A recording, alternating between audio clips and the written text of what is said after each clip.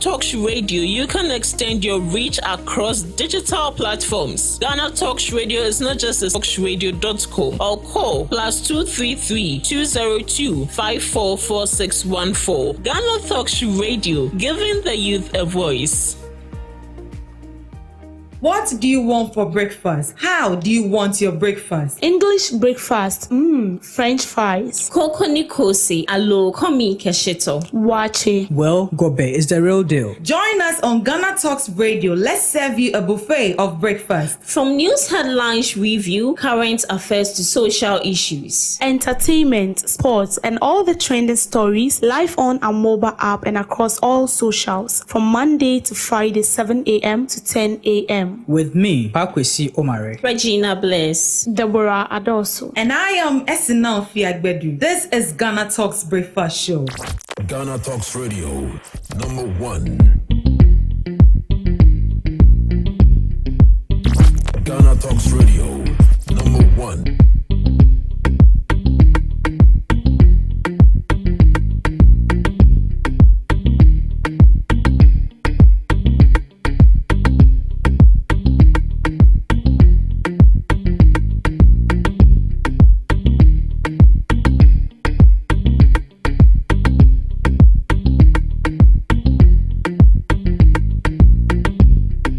This is GhanaTalks Breakfast Show, your morning companion.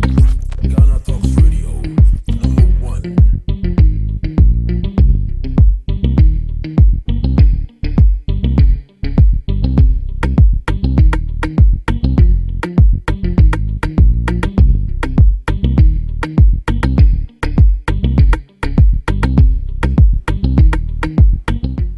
Good morning to you, wonderful listeners of GhanaTalks Radio. You are welcome to the GhanaTalks Breakfast Show right here on GhanaTalks Radio. We are streaming live right here in the studios. We are streaming on Facebook and on YouTube at GhanaTalks Radio. You can log on and join in the conversation. Send in your comments. We'll read them. This is the news headline review. Right here, we are bringing you all the latest headlines making waves in the news. From business to politics, from sports to entertainment, we got you covered with the most relevant stories. Joining me right here in the studios is Ms. Debbie Adoso and Ms. Regina Bless. This is GhanaTalks Radio. Major news items, share their thoughts and opinions. Good morning to you, ladies. Good morning. How are you doing, Ms. Debbie? The grace is sufficient. Right, we bless God. Miss Regina? Yeah, How are you? I'm fine by grace. Your side? I'm good. Hope you slept well. I did. I didn't sleep well. Oh, why? I don't know if you are having shorter nights, longer Oh, days. yes. Shorter nights, longer days. Yeah, we do tito ha. Nah, asemo. God. 2027 in Brampton na. Please, 2026 should take its time. It should- Some of us, we have a lot to do. when we first started January, and when you go to TikTok, you read under people's comments, and then it'll be like 1 month gone, 11 months more. What have you achieved? I was like, relax now. What have you achieved, Sese? As well. It is well. Miss Debbie, or are you also in a hurry for 2027 to come quickly? No, I think there is more to achieve. There's more to definitely achieve. is going to come. January of every month is kind of slow, but when you get to the middle of the month, it runs faster. So definitely the year will run so fast. You just have to keep up to date and ensure that you are able to achieve whatever you want to before it ends. Yeah. So yes, at a slow pace and not what we experienced last year. Not what we experienced last year. Right. So those that have New Year resolution, how far? How But is if it you going? think you have time, there's no time. There's no time. Yeah. There's no Seriously, time. there's no time. There's no time. Right. Let's dive into our major news items. GJA condemns assault on Peace FM journalist at Kumkum Tumi. The Ghana Journalists Association has strongly condemned the alleged assault of a Peace FM journalist by a police officer in the Eastern region. According to the GJA, Michael Akofi, Peace FM's Eastern regional correspondent, was attacked while lawfully covering a farmers' protest in the eastern region. The demonstration was to draw attention to the destruction of farmlands by Fulani herdsmen and their cattle. In a statement issued on Monday, the Eastern Regional Chairman of the GJA, Stephen Ampem Darko Cranton, said the journalist was allegedly attacked from behind by a police officer stationed at the Thafo Kunkunrantumi formed police unit base. The statement claims the officer strangled Mr. Akofi 3 times and later threatened him. The journalist reportedly suffered pain in his neck, back, and waist and had to seek medical attention. The GJA says the case has been officially reported to the Eastern Regional Police Command, but as of the time of the statement, no response or update had been given to the victim. Describing the incident as barbaric and unprofessional, the GJA says the alleged attack is a serious violation of press freedom and the constitutional right of journalists to work without intimidation or violence.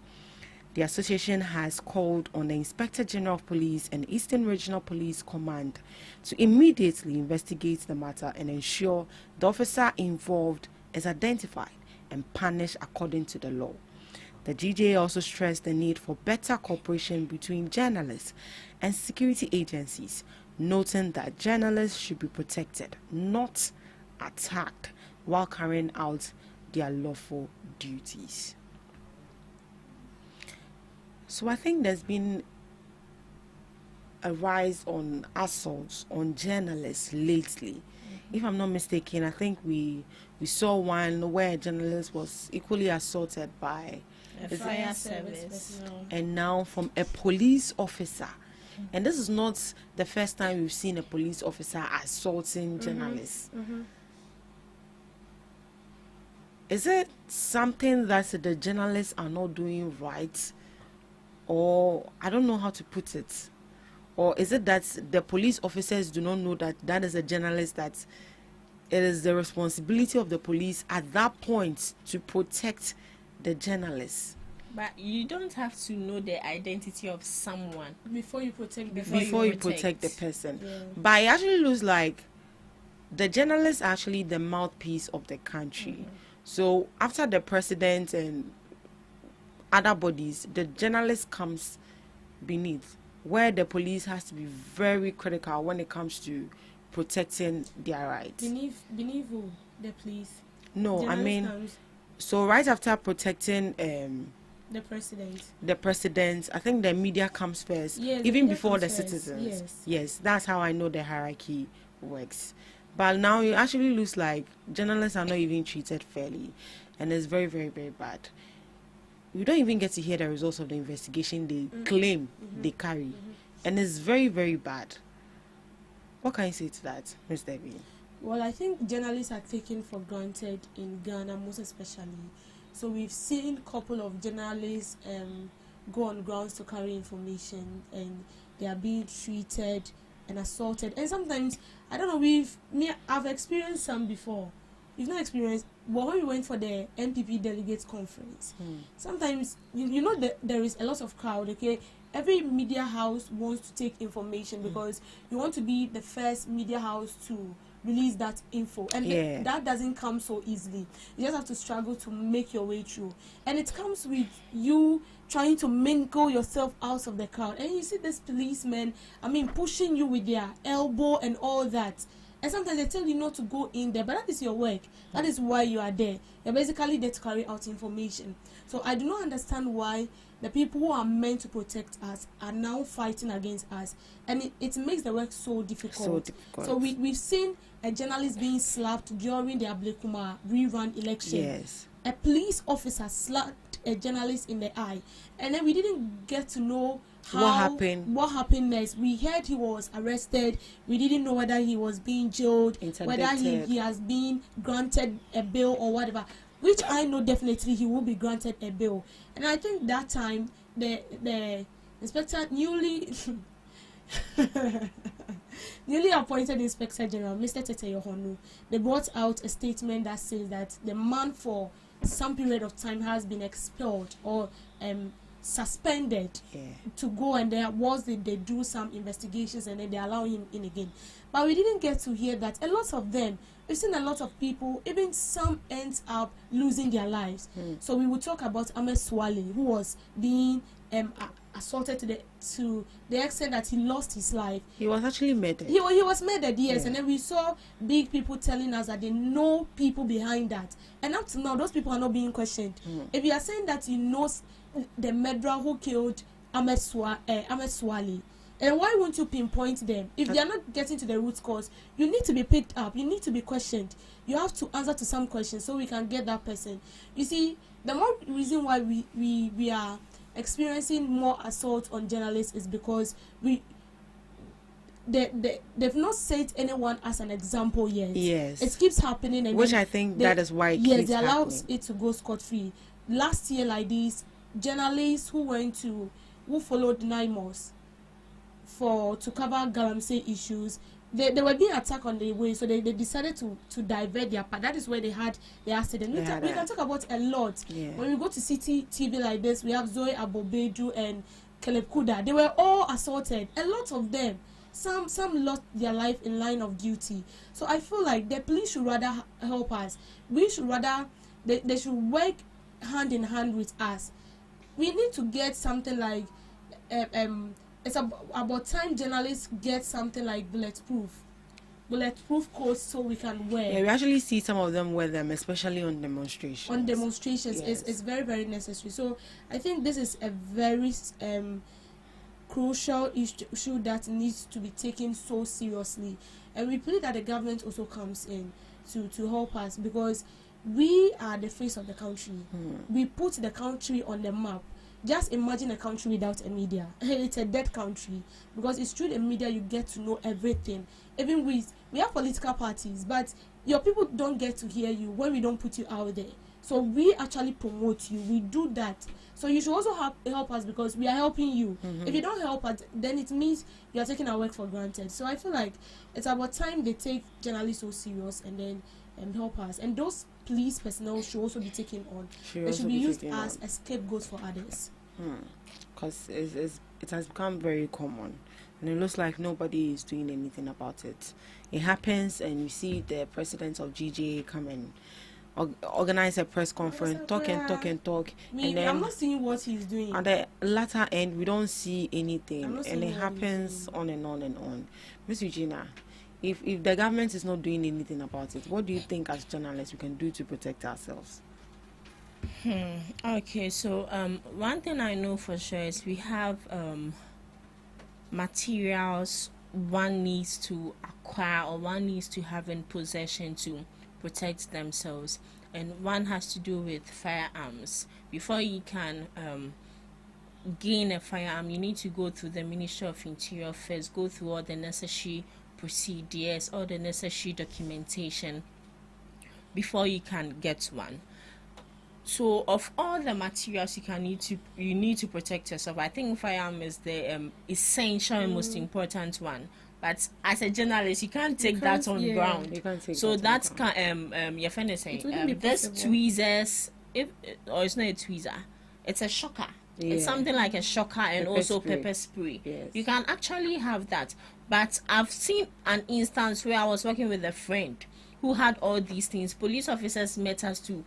It was evening, so they had to do random check, because you might not know, the person might be looking all innocent but might be a criminal. So they had to do all the random checks in our bags, and they found it. They took it. I was like, so right now, why are you taking it? So now that you've taken it, if I'm going home and something unusual happens, and these are the things I need to use to protect myself, now you've taken it. The Albertiani said a dead body was found here. What would you do? So I think as journalists, aside expecting the police officers or the law enforcers themselves to protect us, we need to protect ourselves, because the people we are taxing with our lives, with our safety, are rather brutalizing and assaulting us. So who is supposed to protect us? So it's high time we protect ourselves. And also, as Ms. Debbie said, I don't really see what our president is doing. because it is your duty or it's your responsibility to make sure that your members are protected.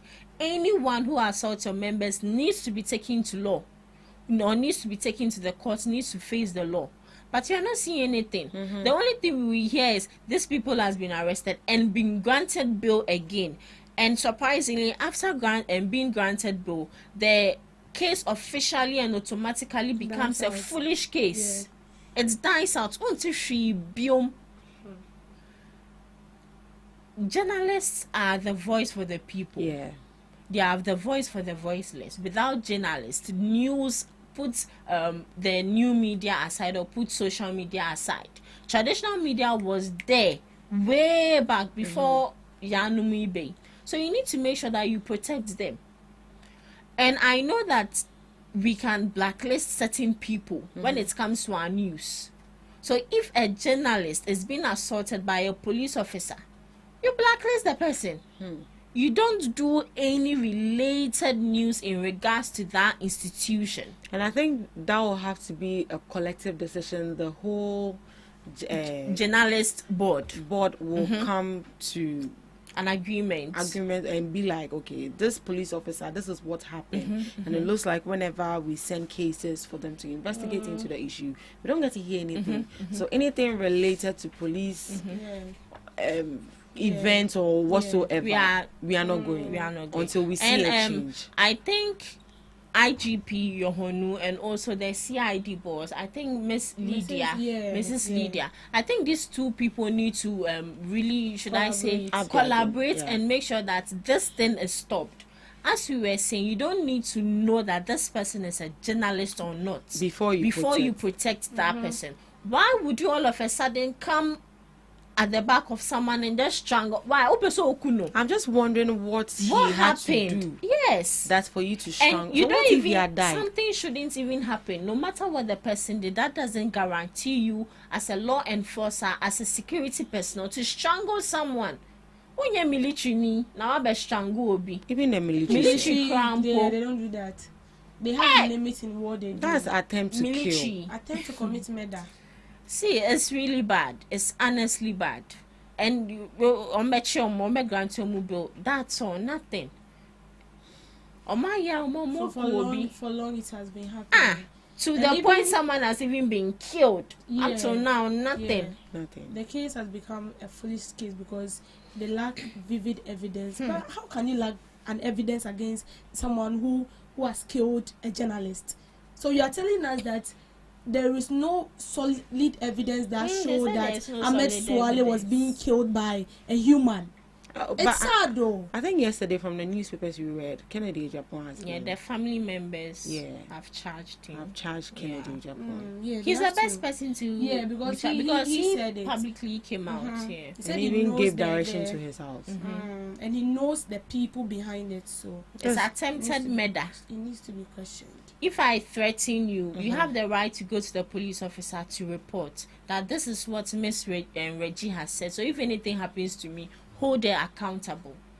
And only assembly. So as it stands now, can journalists also hold the GJA also accountable since they are not seeing any results? Yes, oh, yes, we can. They can. But we can only do that if we are all united. It shouldn't be a situation where maybe a group of people are behind maybe cautioning the GJA that we are not seeing your how will I even put it? We are not seeing your work, and so we need you to improve. Or we still have people who back the GJA and be like, oh, he's doing his best. I feel like the GJA president is always doing press conference, paperwork. But we can't feel it on the ground, you see. And this work is not only about paperwork. We need to feel what you are doing. And that is why we voted for you as the president. We have a whole president of journalists. And then we are not seeing your impact. I even feel the president himself, which is President John Dramani, is even working even more than the GJA. Oh, yes. Because I learned the last time he came out to say that he's also been a journalist before, and under his tenure, he's not going to allow anybody assault a journalist. So if he has given that assurance, what does the president, the GJA president, also do? Have you even seen in the news where GJA president has told all the media stations or media houses in Ghana before? He doesn't even do it. At least, no, we are not asking you to come, but you go. What is going on? Talk to your people. What are they facing on grounds? You pinpoint it down, and then you give that alone even gives us assurance that you are up to something. But then you want one flashlight. Like, who does that? Yeah, Simon. So the president of GJA, please up you again. Let's move on. NPP to expel Professor Frimpong Boateng over fake party remarks. The New Patriotic Party, NPP, says it has started processes to expel former minister Professor Kwabena Frimpong Boateng over comments he made describing the party as fake. Professor Frimpong Boateng, who previously served as Minister for Environment, Science, Technology and Innovation, made the remarks during a television interview. He said the current NPP no longer reflects the values and principles of the party he once belonged to. According to him, the present NPP is not NPP. It is fake. This is not the NPP I used to know. He further suggested that he no longer considers himself part of what he described as the fake version of the party. The former minister also warned that re-electing former Vice President Dr. Mahmoud Bawumia as the NPP's flag bearer would be disastrous for the party, describing it as a potential train wreck. In response, the NPP leadership has reacted strongly. In a statement issued on Tuesday, January 13, 2026, and signed by the party's General Secretary, Justin Kodria Frimpong, the party said it takes serious exception to the remarks. The NPP also accused Professor Frimpong Boateng of alleging that the party's 2023 presidential primary was rigged in favor of Dr. Mahmoud Bawumia, an allegation the party firmly denies. According to the NPP, the comments undermine the credibility and integrity of the party and amounts to the misconduct under its constitution, prompting the move to begin expulsion proceedings. Do you think the comments that Professor Frimpong Boateng made is actually concrete enough to call for him to be expelled from the party? Ms. Eugenia? Why should it be concrete enough? I feel it's not concrete enough. I think yesterday I saw Naho Tamaku saying, "Hey, now relax." I'm just trying to confirm what you saw. Saying that then they should get ready to sack. See, we've had cases where Papa Mpoye friend is saying, "Oh, this sorry, but he was very disrespectful towards MPP. I think he's the regional chairman for Debbie, this man who disrespected MPP and was called to face the MPP committee, disciplinary committee, and he said he wouldn't be facing them. Abronye. And then what just said and then Papa we enkan. What hasn't he said when it comes to MPP? And we've seen instances where even some of the leaders themselves have come out to publicly, should I say, party shame the party. Yes. And they didn't really hear anything. Na papa penyimu kind of crash no. Like, I don't get it. When you are scared of criticism, you don't move on. You no go. When you are scared of criticism, the things wouldn't even go on for you. You are the same people who came out to say that, and our MPP for Sisi and their Sakra, her constitution, we've amended it to suit your friends and to suit our vision, to suit our aim. You even went as far as organizing MPP delegates conference where you want to be united as a party. Right. So they always want their communicators, they always want their people to come and sit in public, to come and sit on radio broadcast, TV broadcast, and lie that the party is going on or the party is in a good shape, whilst the party is not. I think yesterday also we had Mr. Emmanuel Chambers also giving his honest review and his honest comments about the party that they should.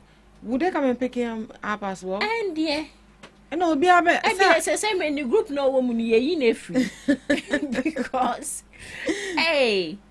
Some may come to close to be me. Yesterday when I was like, no, this is a no. You have better important and pressing issues to follow than this. When I say I have a bomb, my basso, once I'm starting. It's bad. It's bad. I feel this is not concrete alone to call him to, leave the NPP. Uncle, if I was simple, I would even just leave. Miss Debbie. Yeah, so if I should tell you that MPP will be in opposition for 50 years, you see, that is why many people do not understand me. These are basic things that should not be taken so. My then, 52 years. 52 years. 52 years. Yes, 52 years. You see, these are things that should not even go global. The man is being sincere.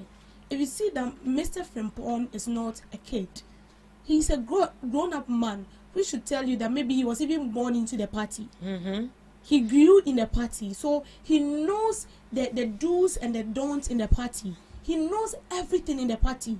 And see, if you listen to people who have grown in the party, they will tell you that the MPP they knew in the 90s is not what they are seeing today.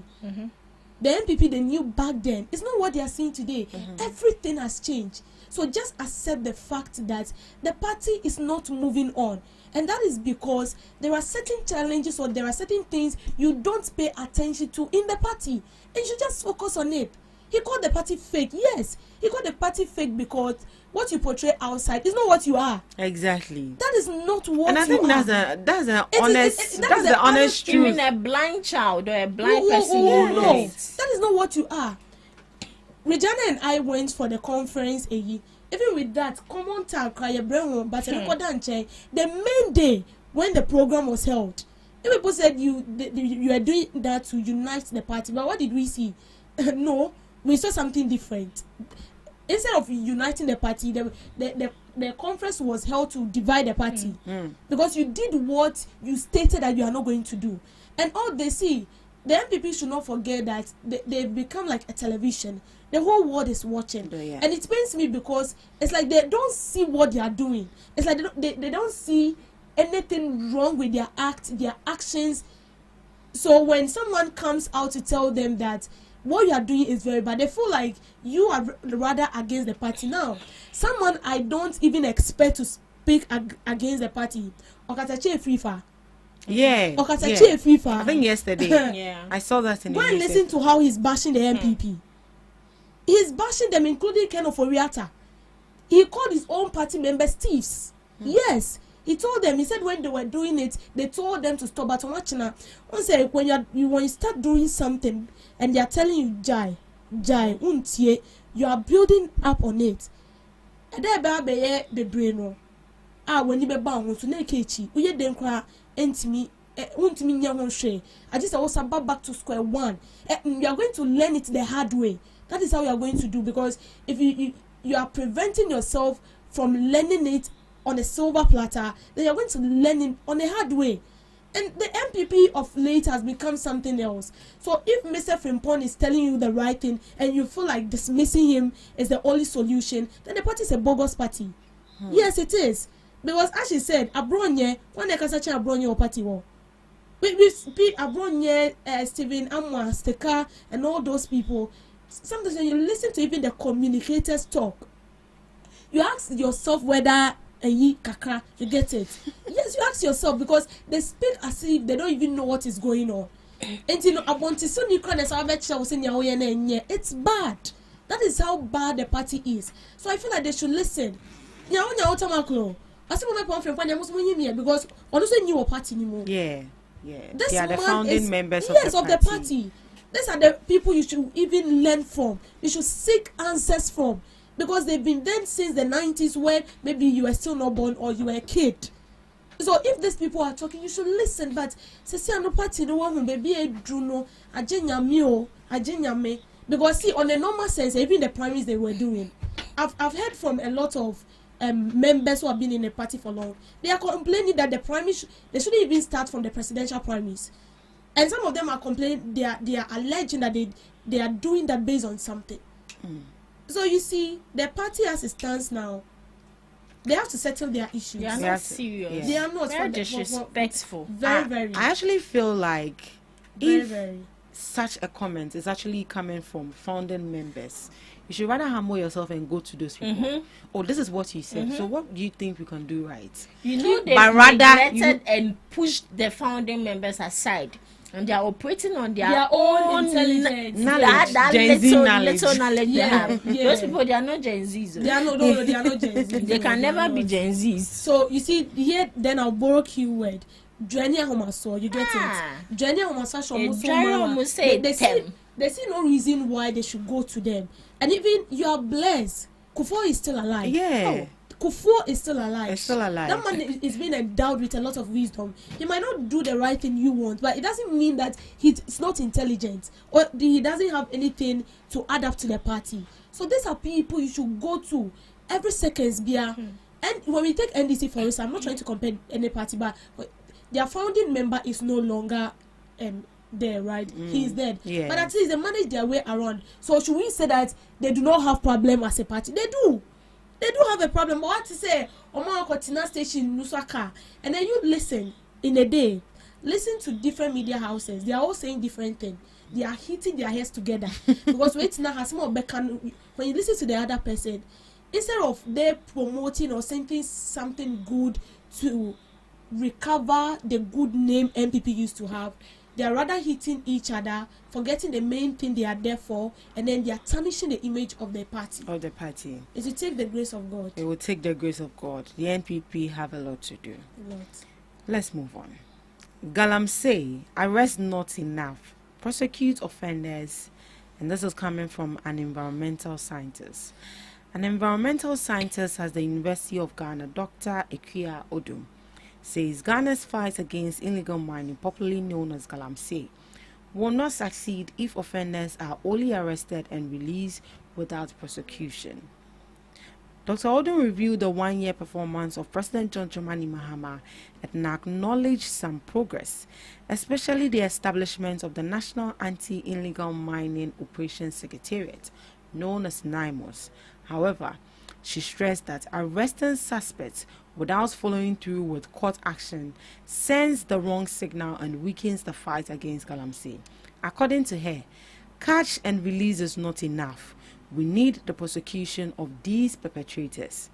Dr. Odom said the real test of political will lies in ensuring that offenders are taken through the full justice process and punished according to the law. She also called for the fight against illegal mining to be institutionalized rather than handled as a temporary or ad hoc operation. She argued that agencies like NIMOS should be given permanent mandates and stationed in heavily affected mining areas to ensure consistency and effectiveness. Dr. Odum warned that without strong institutions that are protected from political interference and elite influence, illegal mining will continue to thrive despite periodic crackdowns. Without strong institutions that are protected from political interference and elite influence, illegal mining will continue to thrive despite periodic crackdowns. So it takes the political will to make sure that whoever that is arrested is actually prosecuted. They are arrested and they are being left to go scot-free. Then why arrest them in the first place? But why are these people being arrested and they are left to go scot-free? Is it that they were not caught in the act, they don't have evidence, or we just do not have a law that backs these arrests? Ms. Eugenia? We have laws backing these arrests. The laws of China that doesn't give China the right, or the Chinese nationals the right to mine in their country. The laws they are scared of. Mudi free or more chrome at the Ghana ha, and come and do the same thing they are scared of to do in their country. The last time I had the patient to sit and relax and read their laws. And Ghana then boy if you are caught, fine. And I say 5 years jail. Ghana, the same thing, 3 to 5 years. Where is the difference? There's no difference in it. So what is happening to our laws? As Debbie has always been saying, our laws are only good and attractive on paper. So On papers. when it comes to practicalization, when it comes to implementing it, it's 100% useless.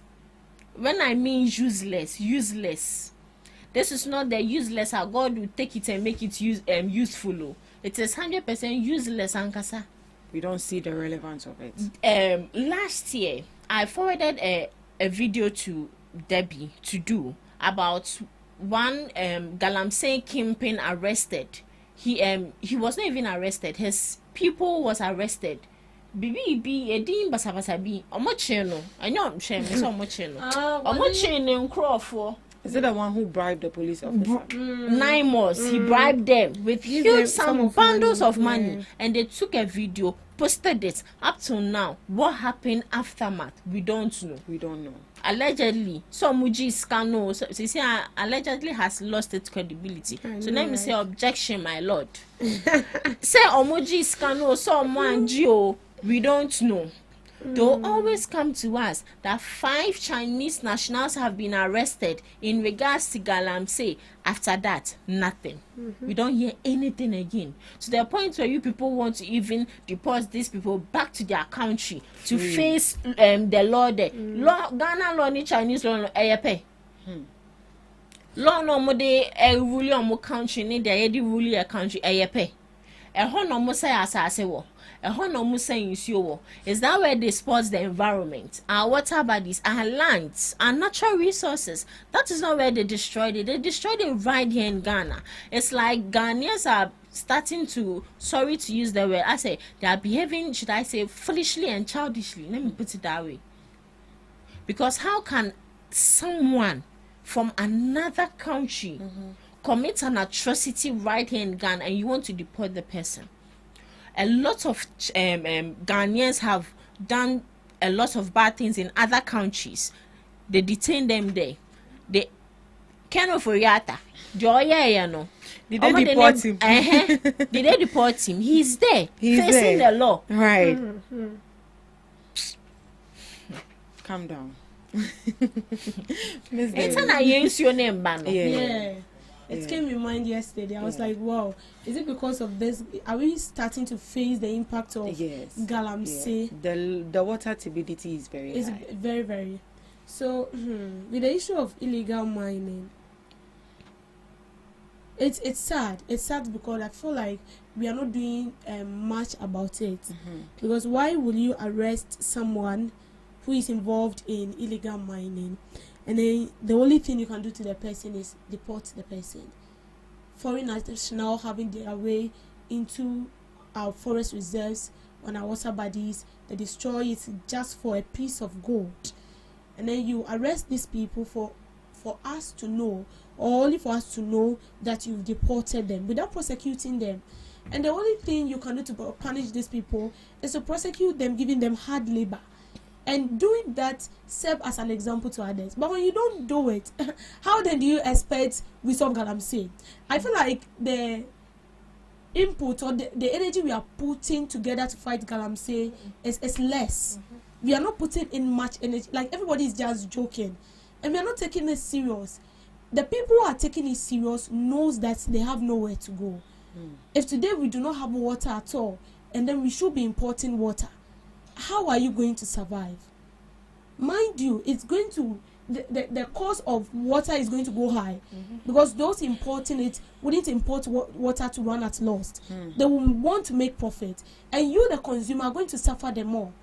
And these people who we call leaders, who do not even think about us and also have our interests at heart, are going to travel out of the country, leaving you and I here to face the drought. So why don't we just come together and fight this illegal mining? It's becoming too much. And you see, we will always say this: the people in the pit do not have the money in buying the excavators. They don't have money in buying the chemicals used in destroying our water bodies. There are people behind that. There are financiers behind Galamsey. There are politicians behind Galamsey. The only thing that is left for us to do is to be bold enough and then hold these people responsible for their acts. That is what we don't do.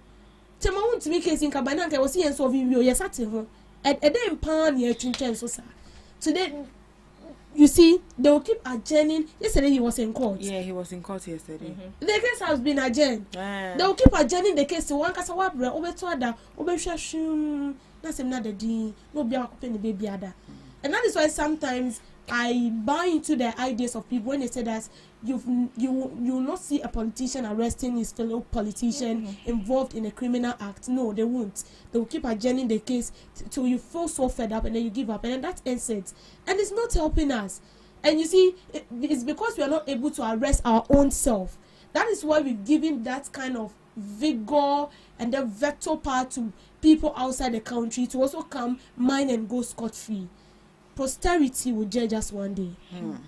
So please do not just arrest these people, prosecute them as well. And I think with that it will go a long way to solve Galamsey, because you are not prosecuting them. People will still go and they will tell themselves, oh,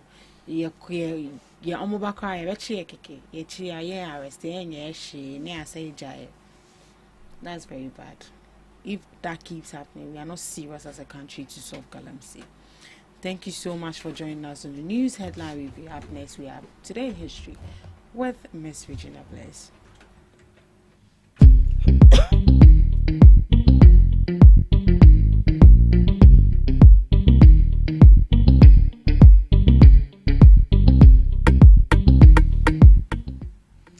Bringing you Today in History and some global observances. On this day, 1741, Benedict Arnold, American traitor, born. Benedict Arnold, the infamous American traitor, was born on this day in Norwich, Connecticut, to Benedict Arnold III and Hannah Waterman King. He later became a distinguished general for the American colonies during the Revolutionary War before his infamous plot to surrender West Point to the British in 1718, making him a symbol of betrayal.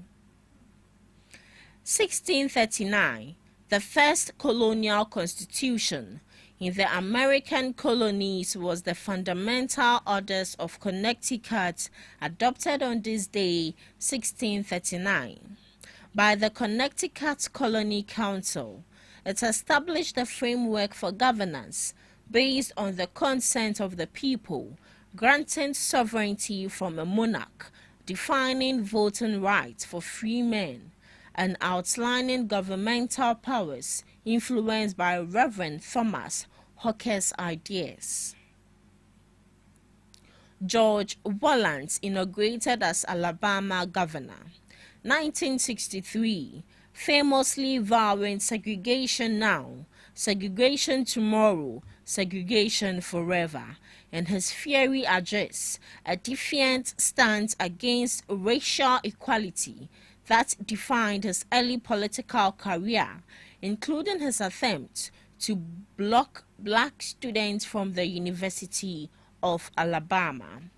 To some few global observances, Caesarean Section Day is observed annually to recognize this vital surgical birth method, raise awareness about maternal health, support mothers who have had C-sections, and educate the public on its necessity, recovery, and advancement in care, combating myths surrounding this life-saving procedure. It's a day to celebrate the strength of mothers, acknowledge the unique birth journeys, and understand why C-sections are performed for medical reasons, promoting safe childbirth options. Organize your home day. It's a designated time to declutter, tidy, and create a more functional, stress-free living space after the holidays, encouraging fresh starts for a balanced year by tackling accumulated messes with family or friends, using simple steps like taking items out, decluttering, corralling, and labeling. Lastly, take the stairs day encourages people to use stairs instead of elevators for better health, promoting cardiovascular fitness, muscle strength, and calorie burning, while supporting lung health awareness and energy conservation. Celebrated with stair challenges and social media campaign. It's a reminder to incorporate simple physical activity like climbing stairs into daily routines for long-term wellness. So please, do what to use the staircase today. Do away with elevators and short journeys. And that's all for today on Today in History and Some Observances live on GhanaTalks Breakfast Show. Thank you so much, Miss Regina Bless, for Today in History and Some Observances of the Day. As you heard there, make sure you use the stairs today. Miss Debbie. Welcome to Debbie's Grill, where we talk about issues that matter to the state, void of politics, fear or favor. Former Defense Minister Dominic Nitiwo says the New Patriotic Party cannot afford to gamble in the 2028 elections, warning that a loss would be disastrous for the party's future. In an interview, the Bimbila Member of Parliament, Mr. Nitiwo, said the stakes for the MPP goes beyond winning, and the difficulty for the New Patriotic Party is that we should never lose in the 2028 election because it will be disastrous. He argued that the party must avoid presenting a first-time presidential candidate, instead go with someone already tested by the electorate. Mr. Nitiwo said Vice President Dr. Mahamudu Bawumia remains the safest option, insisting the party does not have time to sell a new face to voters. He said this does not diminish the credentials of other potential aspirants. He stressed that Dr. Bawumia's long presence on the national stage gives him a decisive advantage. He added that the vice president has already faced sustained political attacks without damaging findings. He said voters must make up their mind and vote for them because they are going to win the 2028 election. So this is for the former Minister of Defense, Dominic Nitiwo, and also a member of the New Patriotic Party. So he's encouraging the people, listen, we need to win the 2028 election, because if we don't win, it's going to be very disastrous for the New Patriotic Party, and that is going to be hell. So we need to fight so hard so we can win this election. But you see, why is it that the MPP do not focus more on uniting themselves than thinking on how to win the 2028 election? Because I'm not the only person who feels this. There are more to do than to focus on 2028 election. One, the people have already lost trust in the party. Two, there is division in the party. Why don't you fix all this first before you focus on winning 2028 elections, in which we know in a way it's going to be very, very tough? Now, I feel like the MPP is more focused on 2028, 2028, 2028, and then leaving behind what is more necessary.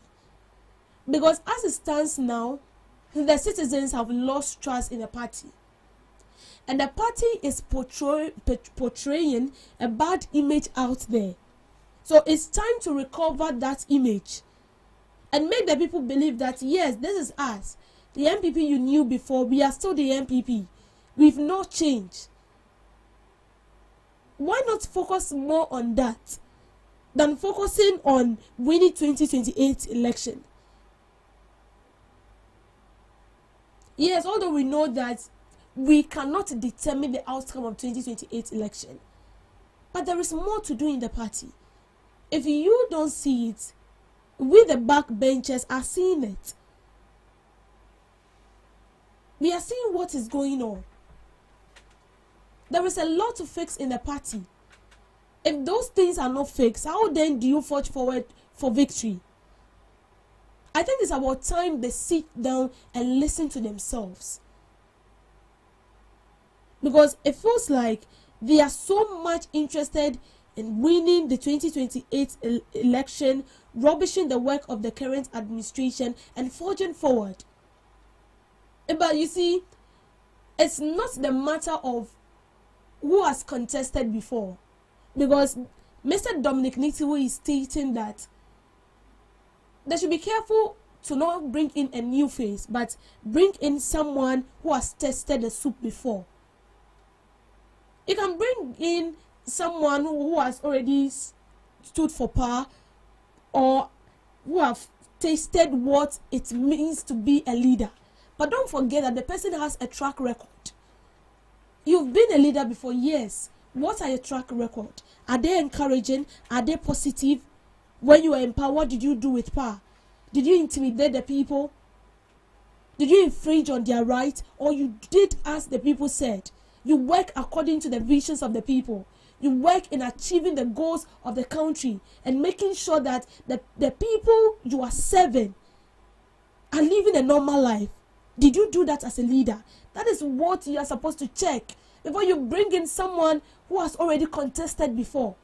Because mind you, bringing in someone who has already contested doesn't mean victory.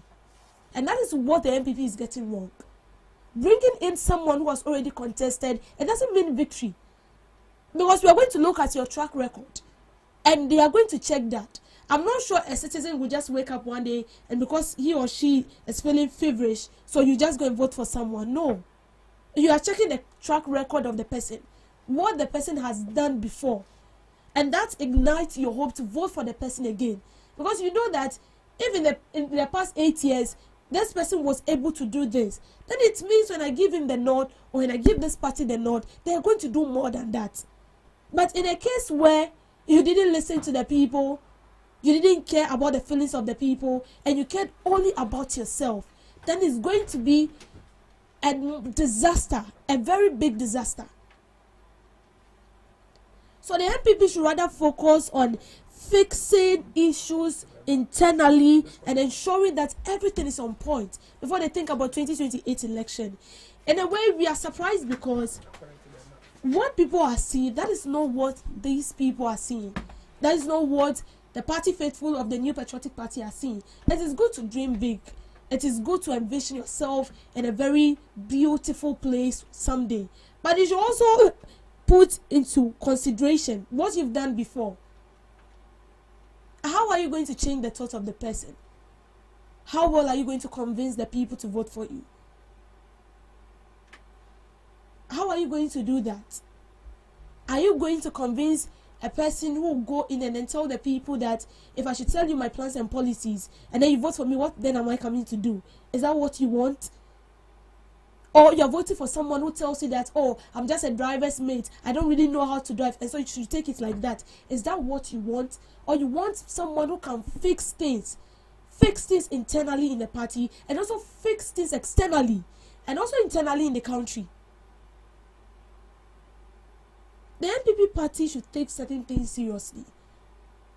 Because, you see, the little things you disregard are the things that has the capacity to pull you down.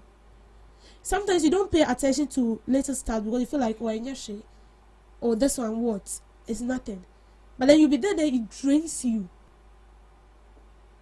And that is what they are seeing. They don't care about what is going on. They're not interested of fixing it. What they're only interested is 2028 election. And are you sure Ghanaians are ready for you? You see, one thing I want politicians to understand is that don't put your trust in surveys and all that.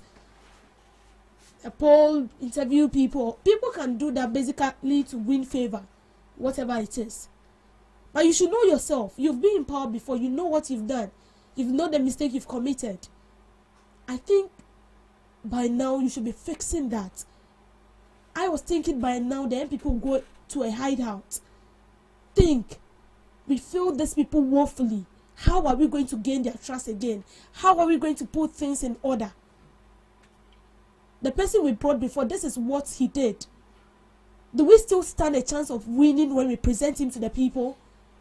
Or should we reshuffle? Should we bring in a new person? If you're bringing a new person, how are we going to support that person? How are we going to unite together? Because if MPP is winning, Ghana is winning. If Ghana is winning, MPP is winning. So we need to think about the people as the citizens of Ghana, and we need to think about the people internally as MPP, as a political party. That is what you should do. Not to be daydreaming of winning 2028 elections without fixing all this mess. No one goes forward or forge forward without learning from their mistakes. You learn, you relearn, and you unlearn. That is it. But the MPP, it feels like they are on their own.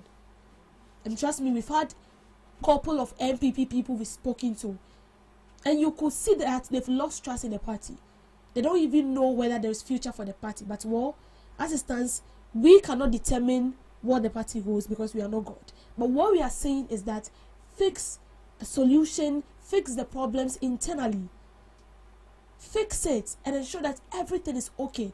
Ensure that the people are okay with you. Then you think about 2028 election.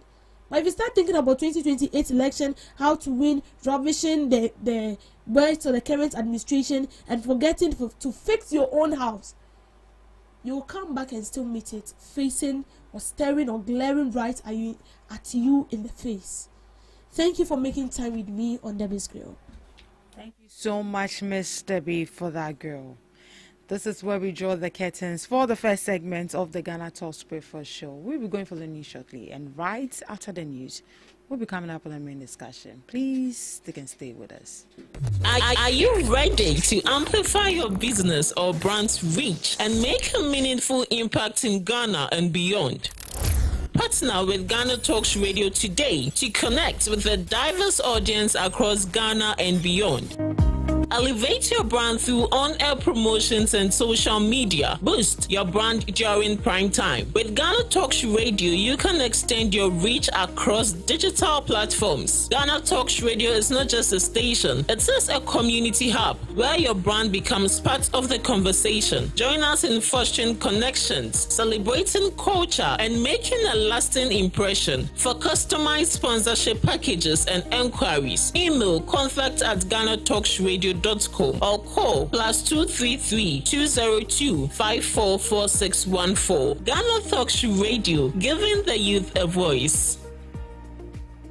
What do you want for breakfast? How do you want your breakfast? English breakfast, French fries, Koko Nikosi, alo komi kesheto. wache. Well, Gobe is the real deal. Join us on Ghana Talks Radio. Let's serve you a buffet of breakfast. From news headlines review, current affairs to social issues. Entertainment, sports, and all the trending stories live on our mobile app and across all socials from Monday to Friday, 7 a.m. to 10 a.m. With me, Pakwesi Omare. Regina Bliss. Deborah Adoso. And I am Esina Ofiagbedu. This is Ghana Talks Breakfast Show.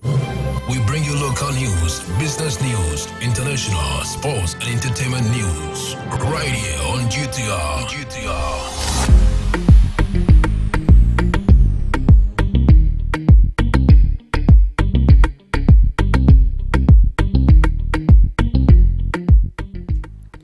Hello, good morning and welcome to the morning news update on Ghana Talks Radio. In today's lineup of news, state institutions to switch to prepaid meters amidst unpaid electricity bills. Public Utility Workers Union declined privatization of ECG amidst revenue surge. Deputy Minister of Communication urges University of Ghana students to report on paid refunds to the Ministry of Education. Vice President urges private sector to back free sanitary pad initiative. Environmental scientists cautions against galamsey. These and many more coming up your way shortly.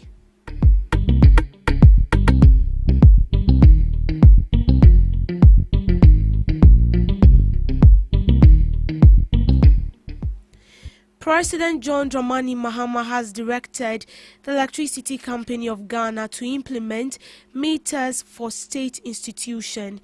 This move aims to address issues of unpaid electricity bills. Government has also set up a special committee to review existing power purchase agreements and complete ongoing negotiations to rationalize energy procurement structure. No. I mean, your neighbor owed almost 1 billion cedis. Had to go there to go and not paying. They were built, but they were paying a lot of these institutions.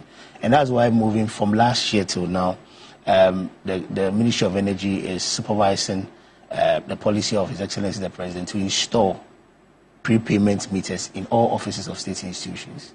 If you won't be able to buy or prepaid, then just like everyone, you buy it, you consume it. Once it started, so the installations have started already. ECG is implementing that. That is the policy. Meters. Yes, except those 5 institutions that were exempted. Okay. Those ones who pay their bills using a portion of their goods and services under the budget. Okay. And so that intervention alone led to ECG's collections going up. And so once you had ECG's collections going up, what it meant is that you're going to have more monies under the cash waterfall mechanism. And that is why in 2024, the whole year, the monies that were disbursed to utility service providers under the cash waterfall mechanism was over 6 billion. As at Q3 last year, this government had disbursed over 13 billion cedis. Q3, that is September 2025, to utility service providers. And currently, we are current with IPPs. When we say we are current, every month they will bring you their bills and they will pay them. And that is why for a long time, you haven't heard any IPP threaten that they are going to put off the lights or they are going to stop power generation. And that's one of the reasons why your lights has been kept on.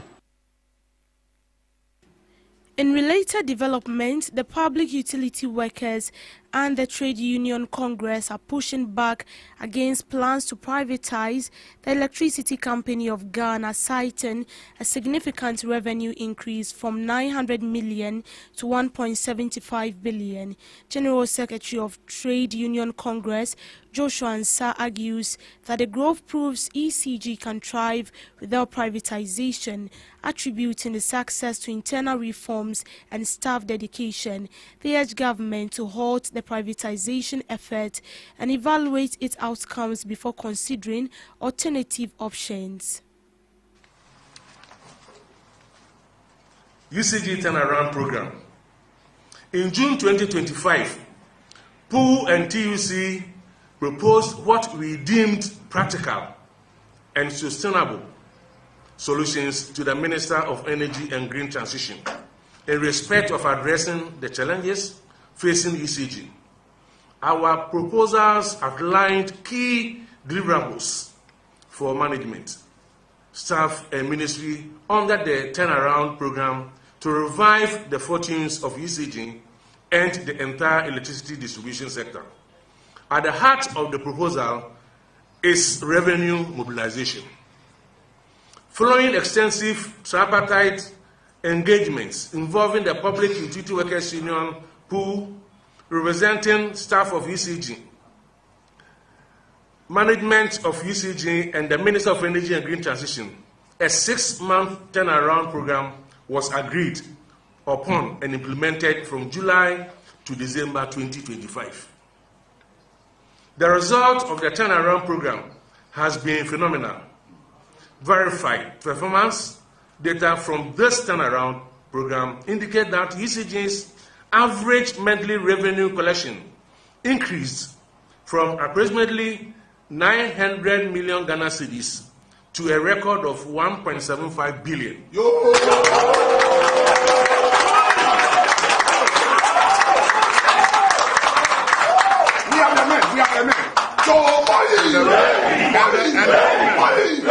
And the women, we have the men. We have the men who work. So, comrades, this represents more than 90% increase in revenue collection. This remarkable improvement in revenue collection has ensured that power generators are now paid regularly, avoiding insistence where independent power producers threaten or actually shut down their production plants in projects of unpaid arrears.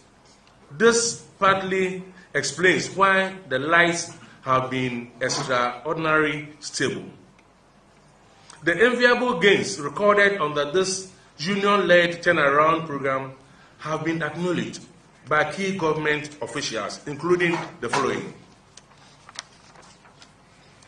The Honorable Minister of Finance, Dr. Kese Atuforsen, during the presentation of the 2026 budget on November 18, 2025. It includes the Majority Leader, Honorable Mahama Yarga, on 27 November 2027 on the floor of Parliament, and the Honorable Minister of Energy and Green Transition, Honorable John Abdullah Jenabo, and even the IMF resident representative in Ghana, Dr. Andrine Otta. In the 2026 budget statement, the Minister for Finance indicated that the Electricity Company of Ghana has seen its average monthly revenue rise from 900 million in 2024 to 1.7 billion in 2025. Deputy Minister of Education Clement Apak has urged University of Ghana who were denied fee refunds to report to the Education Ministry. This comes after the Ghana Tertiary Education Commission directed the University of Ghana to refund excess fees paid by students for 2025-2026 academic year. Students who made payments above approved fees advised to monitor their academic records and report if refunds are not reflected by the end of next week. We work with the regulator. Although we are the ministry, we regulate tertiary education through the Ghana Tertiary Education Commission, who can crack the whip. So even in the earlier statement announcing what we had sought to do, GTEC had made it clear to the University of Ghana that UG was mandated to reverse any fees collected and to submit evidence to GTEC confirming same. And so with this new arrangement, the same requirement is going to apply. So if UG decides to do otherwise, you can be sure that UG will be sanctioned. Any student who made payments above and beyond what we have just communicated to the public and to the university through GTEC will get a refund. At least his or her, academic record will be credited with any outstanding balances, so they can be rest assured. But should students notice, probably by the end of this week, going towards the end of next week, that no such reversals have been done or no such credits have reflected on their records, they should let us know, and then we would alert GTEC to crack the whip. We have indicated that the 122 Ghana cedis, which is for the telecell data package, should be maintained. That had also been increased to some 312 Ghana cedis.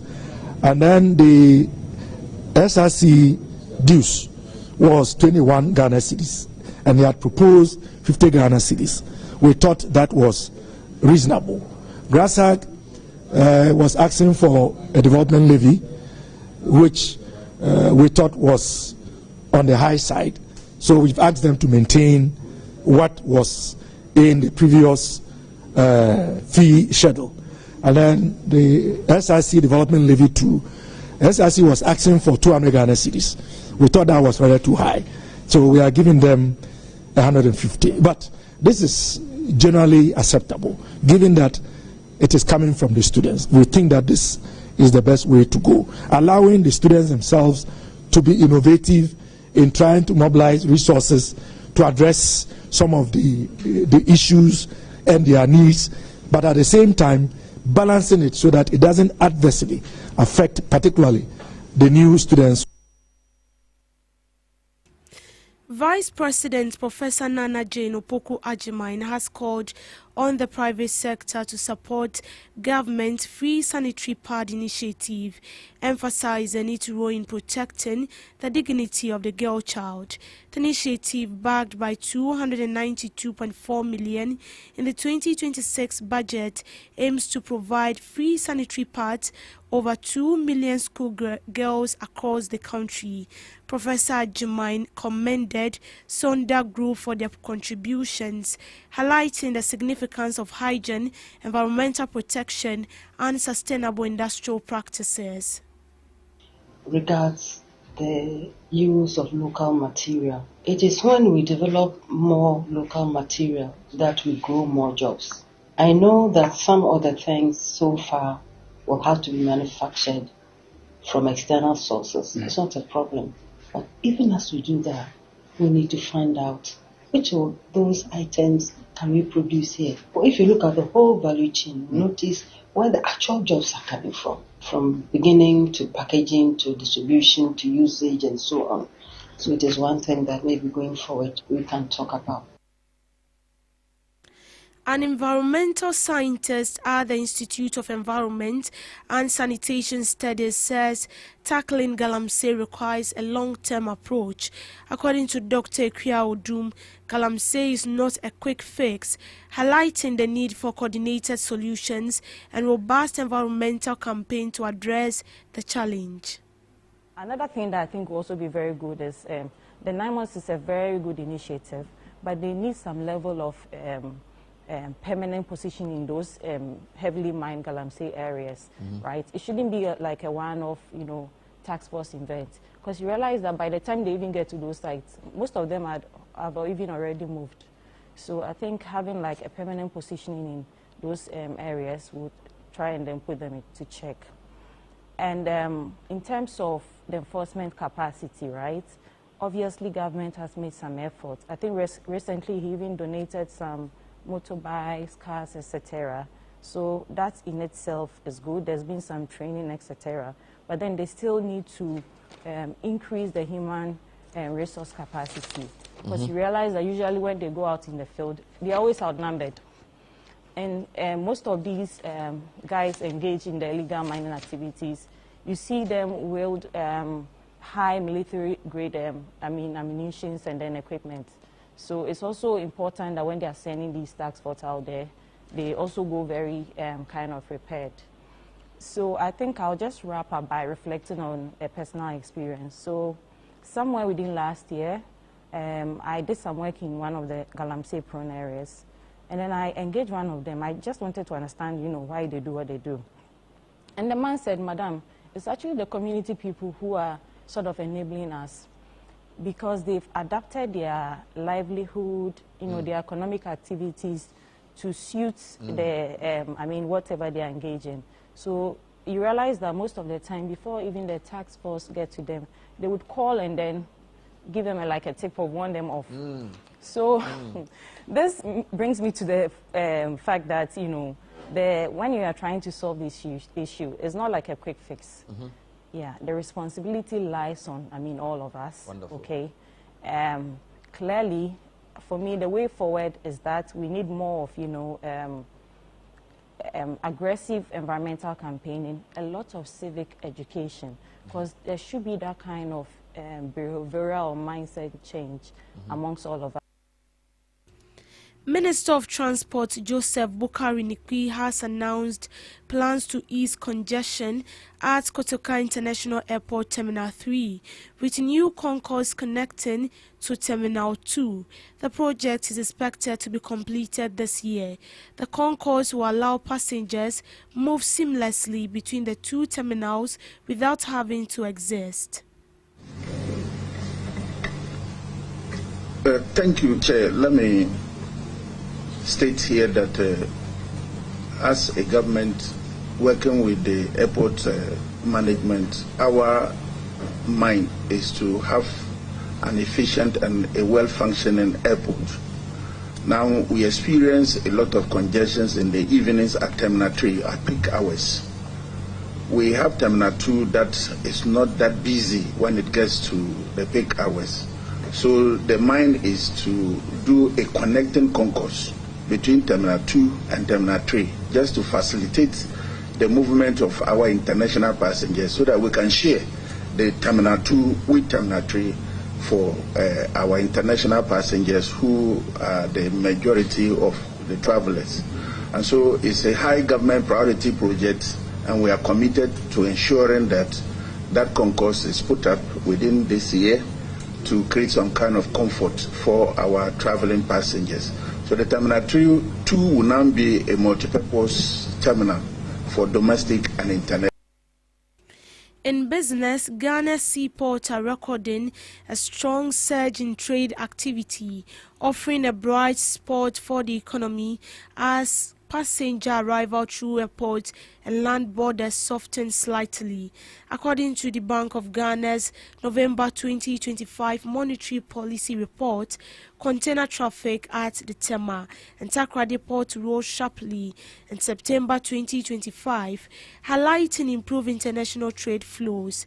Total London container traffic, covering both import and export, jumped by 20.6% year-on-year to 73,648 containers, up from 61,903 recorded in the same period last year.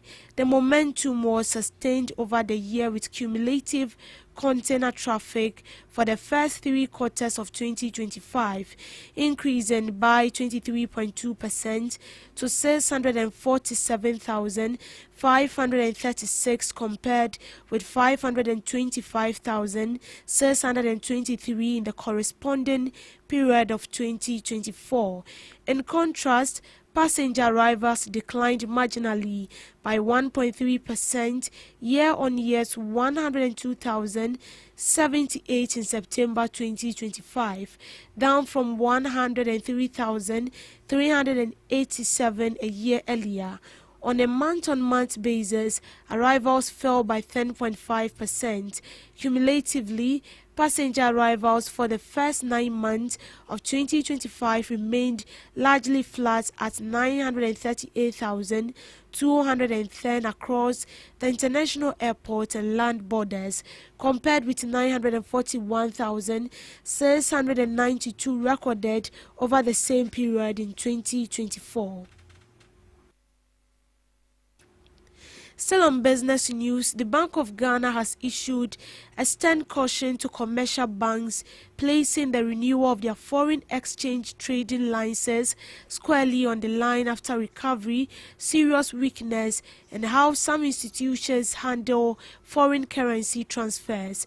In a strongly worded public notice dated January 12, 2026, the central bank revealed that recent supervisory examinations and market surveillance uncovered material weakness, lapses and inconsistencies in internal control system governing the initiation, processing and reporting of foreign currency transactions.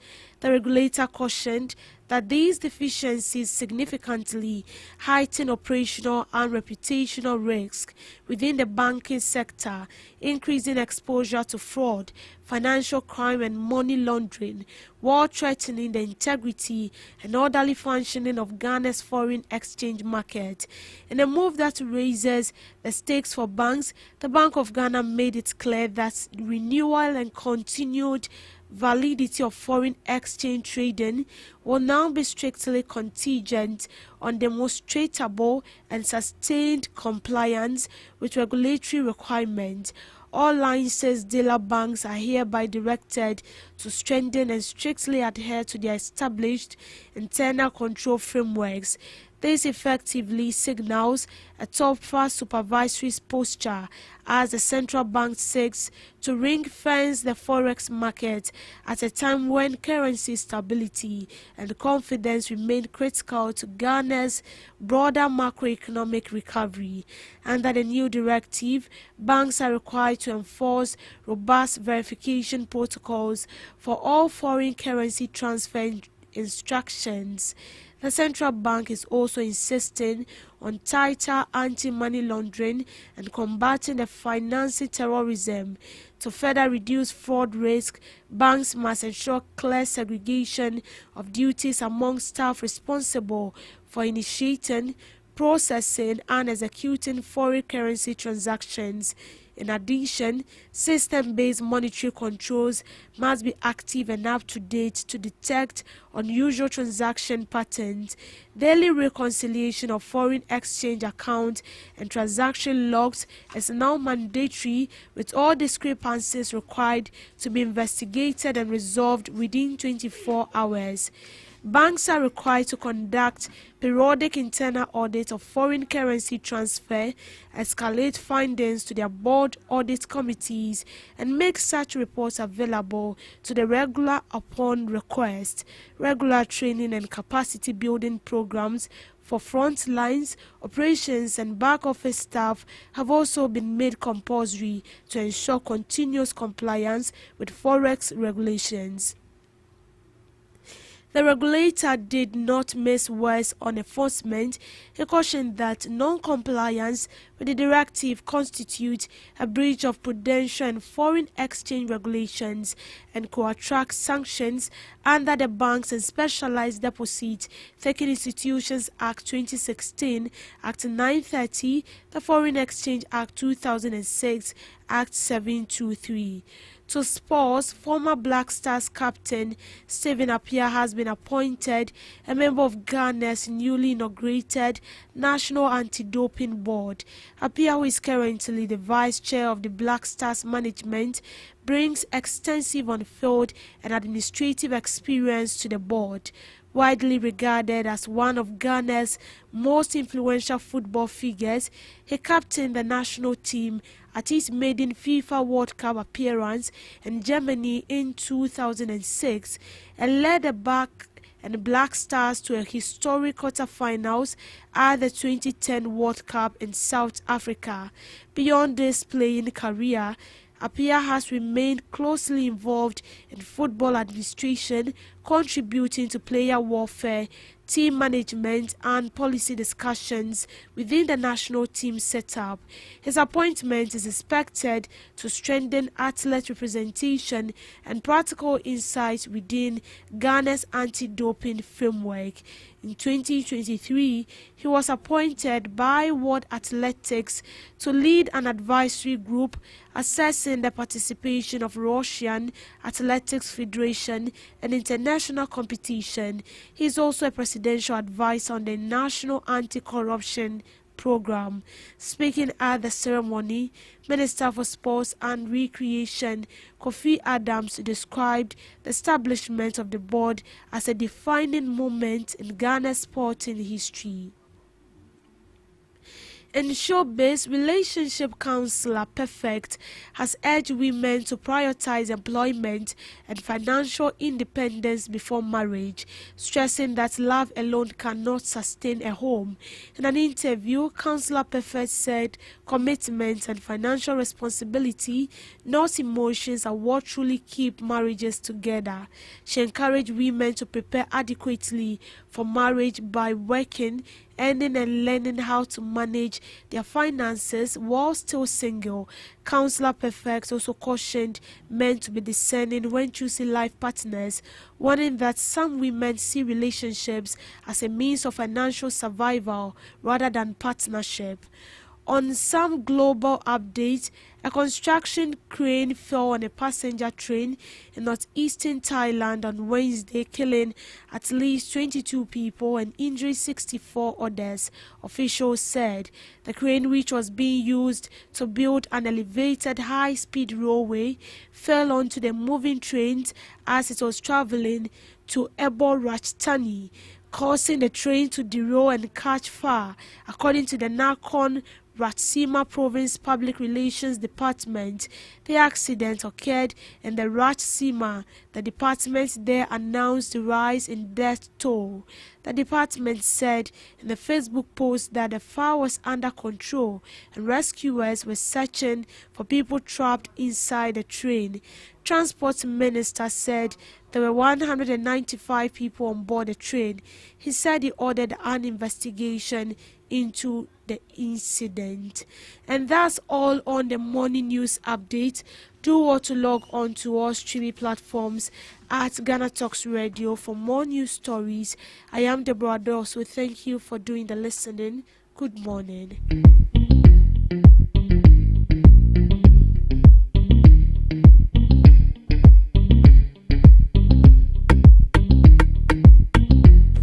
Are you ready to amplify your business or brand's reach and make a meaningful impact in Ghana and beyond? Partner with GhanaTalks Radio today to connect with a diverse audience across Ghana and beyond.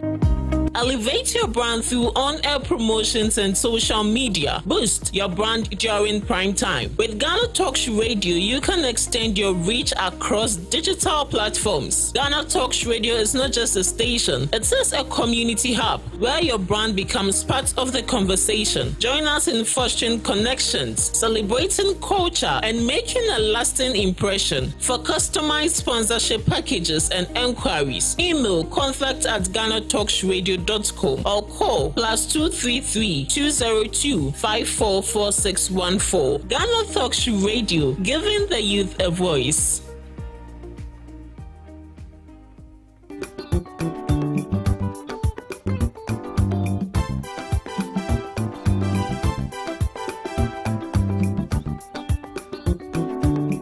Ghana Talks Radio, I wo UK abrochimemu era from Ghana mu ha the sound system which spinning machine papa every amano ne aba begu o Ghana mu ha. It is a we a year, we engagement, we wedding, we birthday party. Political parties are more rally, some way sorry more crusade. So we'll book carnival or any kind of event. Now we'll pay spinning machine papa a boa sound in the moo at the dia any may come for GTR sounds at the amao. Your live band in so I would tone sa at the frame ya beat me abababua. Ama ujumedia woody and so at me I come up. Yawo enkan popuni mantemo anya aponchi hotel ahope pepe ena yebutu odi an se wo befre empanifo ewo 0546960510 GTR sounds emu de angaza.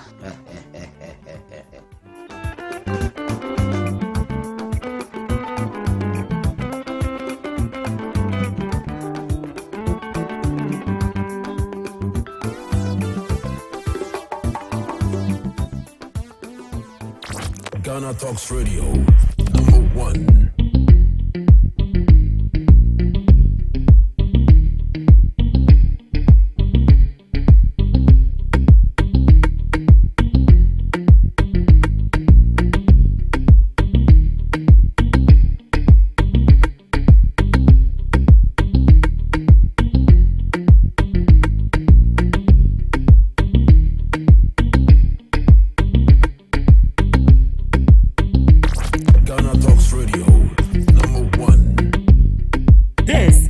Talks Breakfast Show, your morning companion.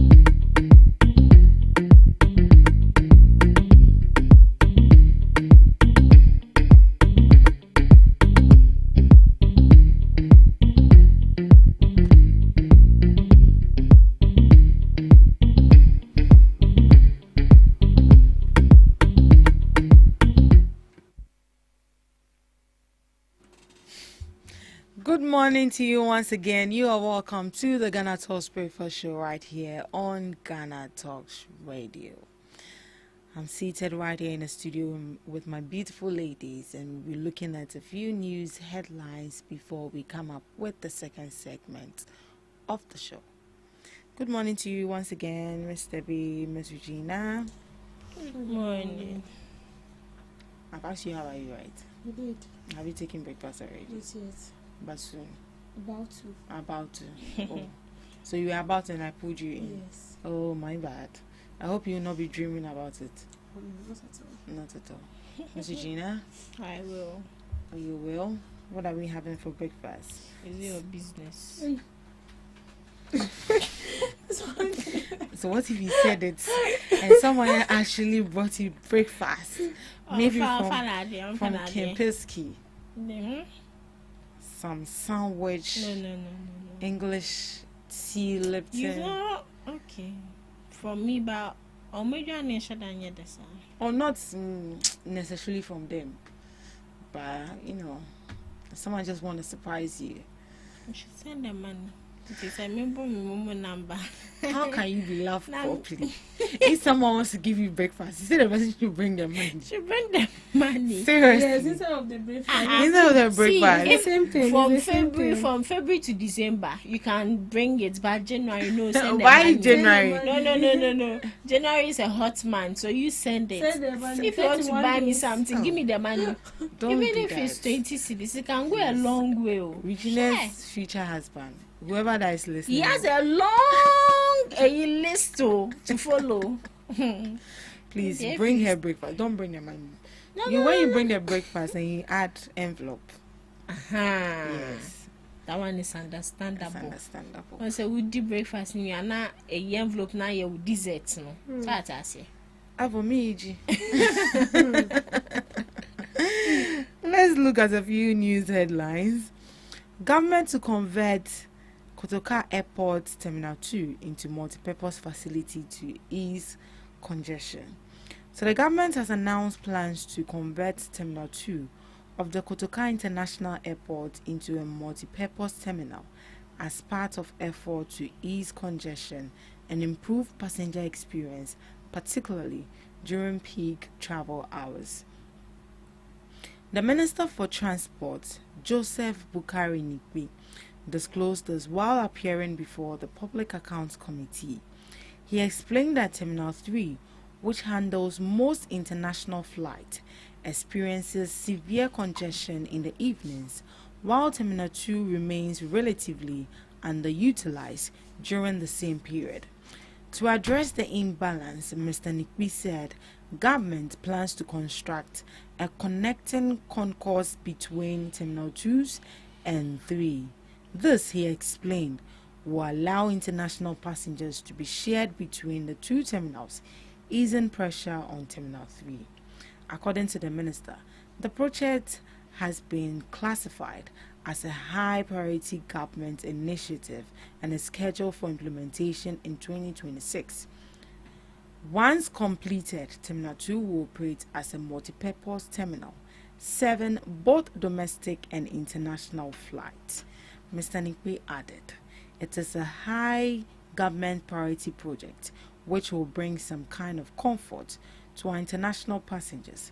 Terminal 2 will now be a multi-purpose terminal for domestic and international. Mr. Nikwe added. Yes. So this is coming from the Transport Minister. They are trying to convert Terminal 2, which is purposely known for domestic flights. They are now going to convert it into a multi-purpose terminal, which is going to, ease congestion for both domestic and international flights. Ms. Gina, what do you think? Do you think it's relieving? Oh yeah, it's relieving. I think last year, as at one of the month, they said something like that they want to make it. I think they said they'll use the other side to make it more available for the passengers and people departing. So I think it's a good thing. It's a good thing. When we look at congestion, I don't know, but wow, a year round. Now nipa sa bodompem at a particular spot. I don't know, there's one English word for it, something phobia. Most people don't really like such crowded areas, so I think it's a good thing. And very soon I'll also be traveling. I don't want a part where I'll be struggling for space. Instead of people to say amen. Oh, you are not done talking, eh? Yes. We're waiting for you to land. Hey, Calabasua. Kadosh.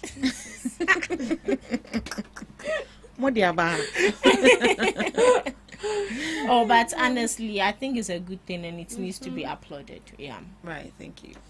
Yes, so the airport shouldn't be a place that should be congested. Marketplace. Yeah, it should be a place that is very spacious, where you can have your way up and down without someone pushing you. This is a place where you got to pick a plane.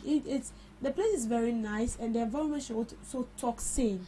It should be, as the place is conducive, the other side should also communicate as such. So I feel like they turning Terminal 2, right? Yes. They turning Terminal 2 into something that is going to help a multi-purpose terminal for both domestic and international, because I say we have people from all over the world coming in, and you see your first experience, right? A car team. So imagine somebody coming to Ghana for the first time. Kotoka.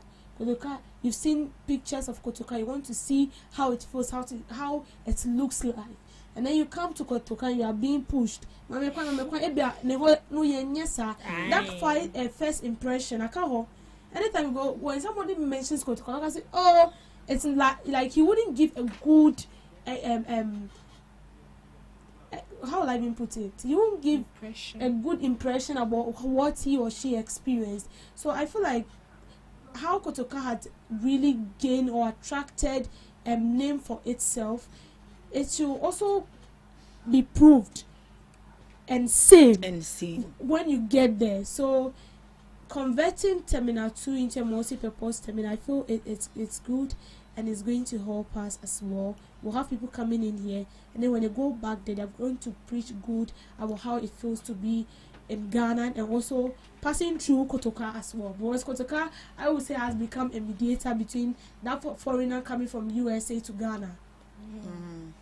Right. So apart from the congestion, is there anything that you think they can do to, make the airports like a good place? Because sometimes you go and people are sitting outside, like the whole place is overcrowded, especially the waiting area.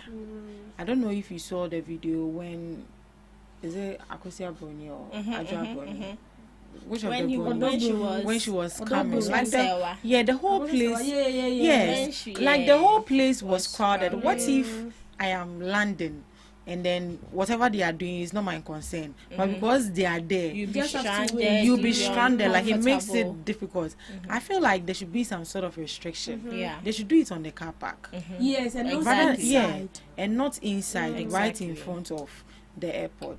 Sometimes it's some way be. Yeah, I feel like in as much as that place is a public space, it shouldn't be public to just everyone. When you how would I put it? It should be like a restriction, as we are all saying, 1 to 2 people of a family. And a beba ho and a beba ho. But if you are more than that, 2 to 3, or the requirements they are looking for, you wait at the park. Because looking at those people, as you said, there were lots of people. Because like, what are you doing there? So imagine a foreigner coming to Ghana for the first time. For the first time. They're experiencing this. The whole place is crowded. The disorderliness, like a marketplace. Why are we like that? Oh. We find it so easy to make someone a star. Seriously. Oh, yes. And I can tell you that Sewa words. Akosia Sewa is now a star. Because do you see the number of people who went there just to cheer her on? And it's good, but we are saying that as you said, there should be a limit. There should be a restriction to that. A restriction to that, because I can't be landing like my brain. I'm tired. When you are tired like that, everything becomes annoying. You are just in a hurry. You are just in a hurry to just leave the location, and then you get to the airport and you are met with a lot of people, like a whole crowd. I don't even know why the personnel they even allowed it. Yeah, they even allow it in the first place. I feel like there should be some sort of preference. If it's not a dignitary or something, go and do it at go and do it at the car park, or better still, you can go somewhere else and go and do your welcome, whatever you want to do. And they should get enough chairs. You know, when you go to the hospital, that chair they use, that is that. And sometimes it's very limited. You go and then people are sitting, like some are standing, and it's very, very bad. Yes, there should be enough where everybody can have free of chance. You wait. Yeah. So the so just imagine that 20 people or 50 people are traveling that day, and all the seats are occupied. And you know, sometimes you have to wait for sometimes 1 hour, 2 hours before departure. So you have to be stand. You have to be stand. You have to stand for this whole hours. So I do agree with that. So they should create enough facilities or chairs for these people. Right, let's move on. Let's go to Uganda. Uganda orders temporary internet shutdown and SIM card restriction 2 days to elections. Okay. The Uganda Communications Commission has directed all licensed mobile network operators and internet service providers to temporarily suspend public internet access and selected mobile services as part of security measures during the ongoing election period. In a directive dated January 13, 2026, and addressed to the chief executive officers of all licensed operators, the UCC said the decision follows a strong recommendation from the Interagency Security Committee. Under the directive, operators are required to suspend 3 key services: public internet access, the sale and registration of new SIM cards, and outbound data roaming services to countries within the one network area. According to the UCC, the measures are intended to curb the rapid spread of misinformation and disinformation, prevent electoral fraud, and reduce the risk of incitement to violence that could undermine public confidence and national security during the elections. The suspension took effect on January 13, 2026 at 6 p.m. and will remain in force until the Commission issues a formal restoration notice. The UCC instructed that during the suspension period, all non-essential public internet tariff must be blocked. This includes, but is not limited to, access to social media platforms, web browsing, video streaming services, personal email and messaging application. The restriction apply across multiple connectivity platforms, including mobile broadband services, fiber optic networks, leased lines, fixed wireless access, microwave radio links, and satellite internet services. However, the Commission noted that a strictly defined exclusion list has been put in place to allow continued access to essential services required for critical national functions, network monitoring, and infrastructure management. These exclusions apply only to non-mobile internet services and must be accessed solely by the authorized personnel.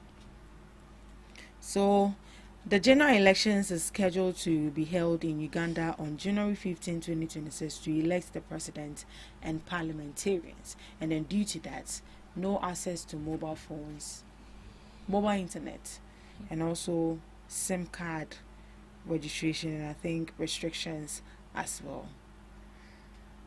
Why? So for whole 2 days, I don't understand. You are going to be off. so a whole 2 days, you will not get access to internet. Me, if I don't have data, my body is doing this. What can come can come. Mother. If whatever they are outlining now, they've been outlining now is to make sure that their election is peaceful or whatsoever.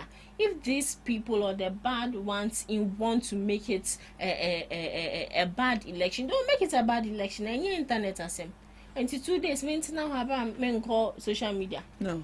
If you want a new sim to do your business, you can't because of what election. Election tomorrow. Yes, 15th. tomorrow 15th. Okay. So right now, they don't have internet. They don't have internet. Wow. They don't have internet. For me, I believe they are doing that to prevent those stomach bloggers and stomach journalists who like to spread misinformation. You know, even during our election, I don't know, people are giving results. Yeah, people are already giving results. Do not tally with the results at the polls. They were giving fake results, and then it makes you believe that one person is winning.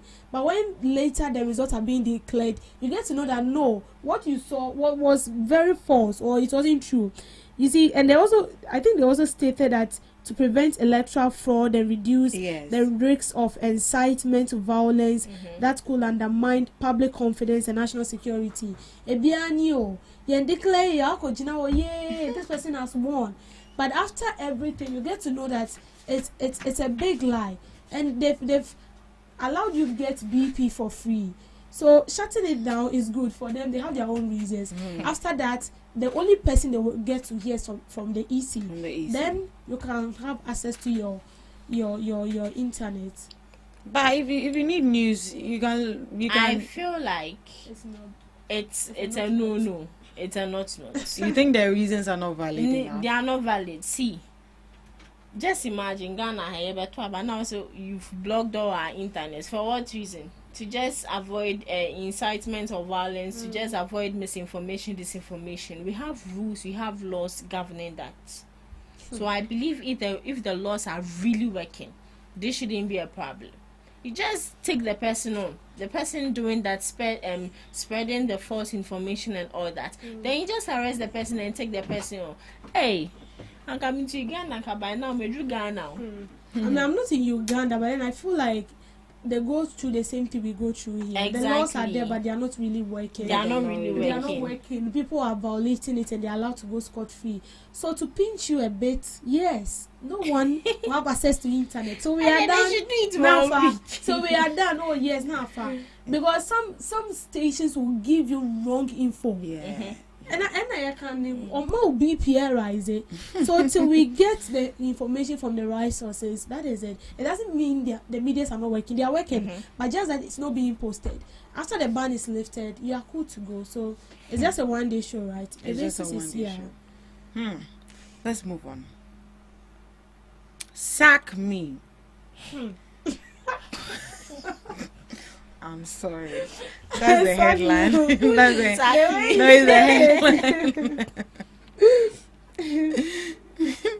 Sack me, Kwame Pianim, Arthur Kennedy, if you expel from Pomboate, Nyao Tamaklo, Des NPP. Founding member of the New Patriotic Party, Dr. Nyao Tamaklo, has dared the party to sack him and two other founding members if they expel former Minister for Environment, Science, Technology and Innovation, Professor Kwabena Frimpong Boateng, from the NPP. The party's General Secretary, Justin Kodra Frimpong, has said the party has initiated internal processes to expel the former Minister for Environment, Science, Technology and Innovation. This comes after what the party described as disparaging remarks made by Professor Kwabena Frimpong Boateng against its leadership and internal structures in an interview. The party noted that the conduct and public utterances of Professor Frimpong are highly inimical to the values, unity and integrity of the party. However, Dr. Nyao Tamaklo appears to agree with the comments by Professor Frimpong Boateng, insisting that he made no disparaging remarks. He has since challenged the party to go ahead with intentions to expel Professor Frimpong Boateng.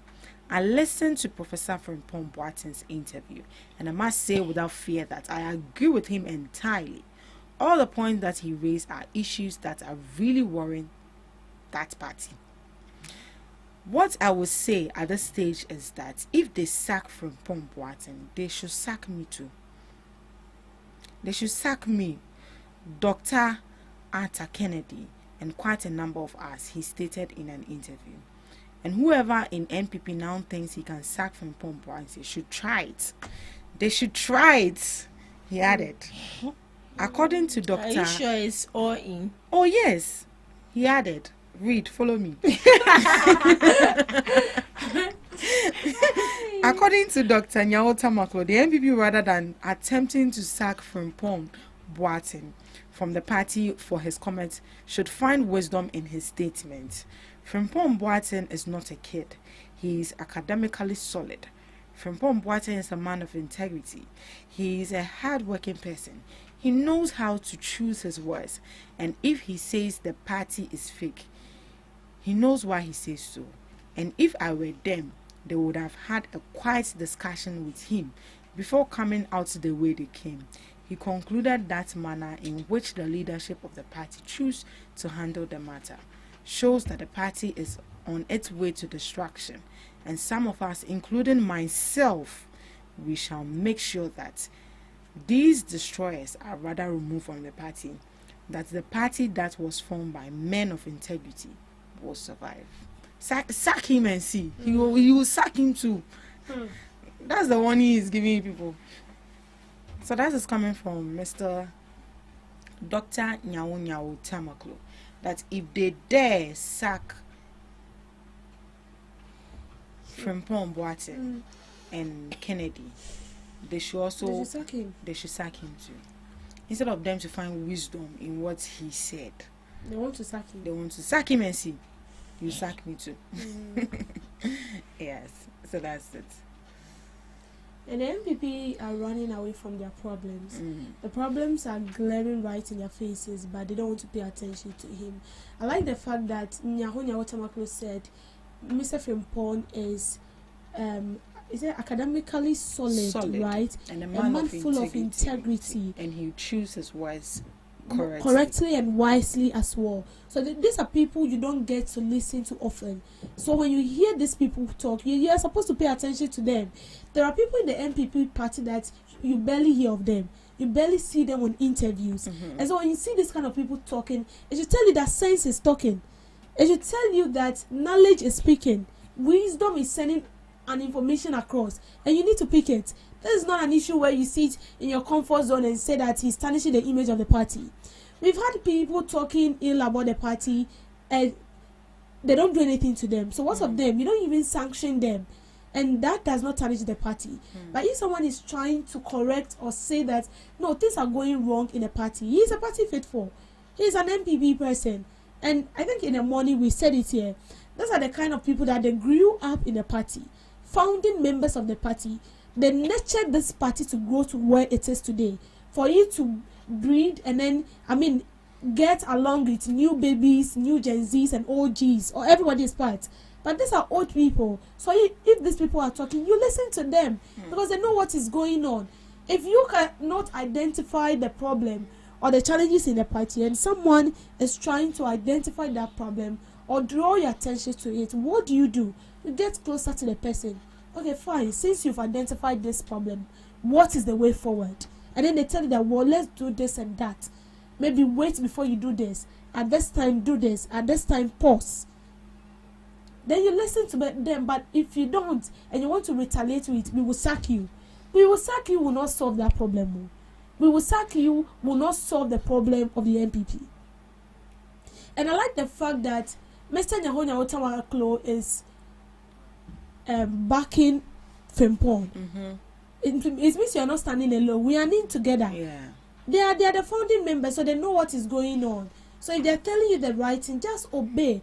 I don't know. But you know that some of us nanonda. Oh, nanonda. You know, I just not even him. Frimpong. Yes. I just also saw that he he said those people that want to sack him are the fake ones. Yes, they are the fake ones. Yes. Oh yes, and he's right. He's right. You don't want to sack you. You don't humble yourself. Sack you for what? What wrong did he do? Yeah. No, tell me the wrong the man did by correcting you or by telling you that there is a challenge that has been pointed or that has been seen, and so work towards it. That is it. And so what did he do? Nothing. He didn't do anything wrong. So why should he tell that person that because he called the party fake and so he has spoken against the party and what of the people, the likes of other people who spoke ill about the party? You didn't even sanction them, not to even call them before any committee. And then he's telling the truth and you're telling him that what? Come on, they should give us a break.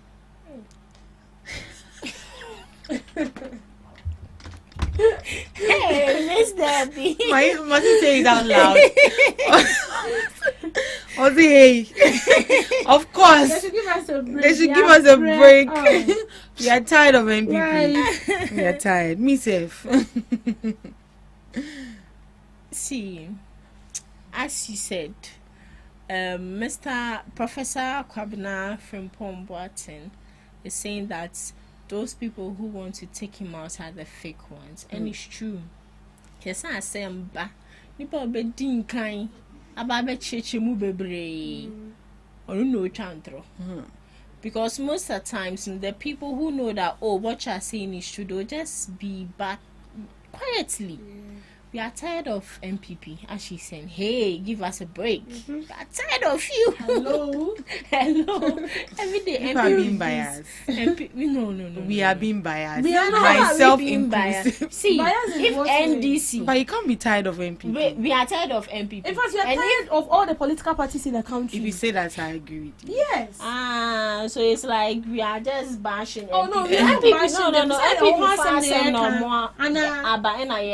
If NDC so Asemba, Sam George, when he was acting all pompous, we talked about it. We blasted him. We did. To the point where he even sat down before President John Dramani Mahama. Exactly. Only President that called baby now we think Nasi. Yeah, blasting. Yeah, trim. So as she's saying, we are tired of all the political parties. They are doing too much. I feel what Professor said, there's nothing wrong with it. It's only a leader who would correct you. It's only a leader who would say the truth. And when you are being criticized, it doesn't mean that you should get angry. It doesn't mean that what you are doing is wrong. Sometimes the criticism sets you on the right track. MPP, they criticize NDC. It doesn't mean that they hate the NDCs. It doesn't mean that what the NDCs are doing is wrong. It's setting them on the right track to make sure that what you said you would do it. MPP in so what power? Criticizing Ben and fan criticize them. We criticize them to set them on the right track. So when you are being criticized, it doesn't mean that it's wrong. MPP, they should accept it in good faith. They should behave like babies so that the adults will pamper them and correct them when they are wrong. So please, if you sack from Pong, know that you are sacking Mr. Nyao. Then, in fact, they should sack everyone. No, but if you sack Mr. Nyao, party Negu. Oh yeah, Egu. No wait, a party that do not even regard their own former president, John Ajekum Kufuor. Then how well are they going to regard Nyaho Tamakuru? They don't even regard John Ajekum Kufuor. Yeah. They don't even care if that I think the last time Ajekum Kufuor came out to talk about that. He said it. He said they don't include him in discussions.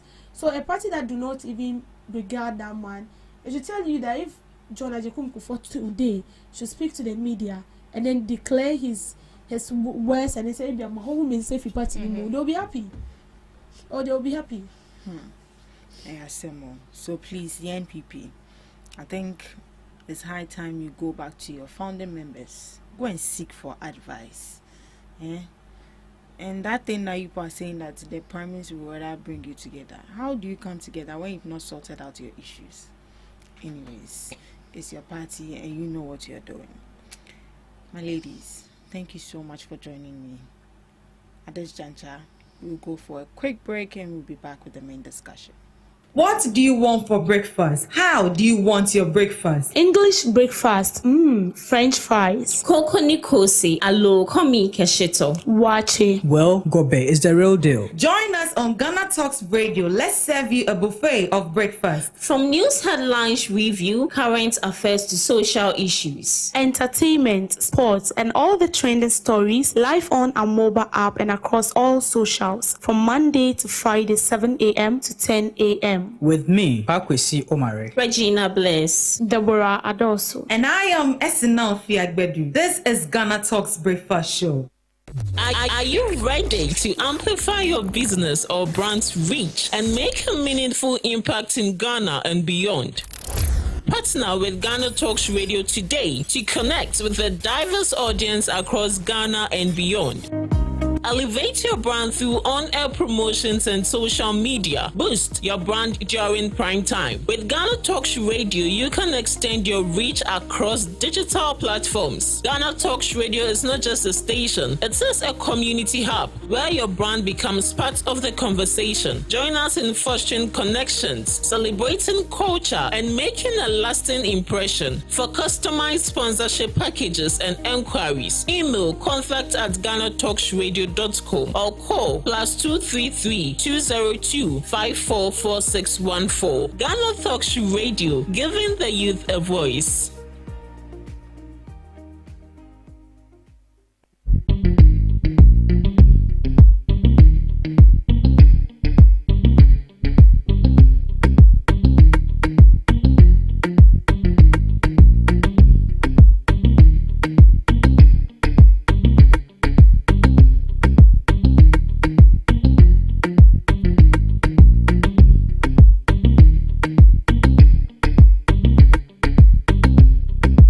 This is Ghana Talks Breakfast Show, your morning companion.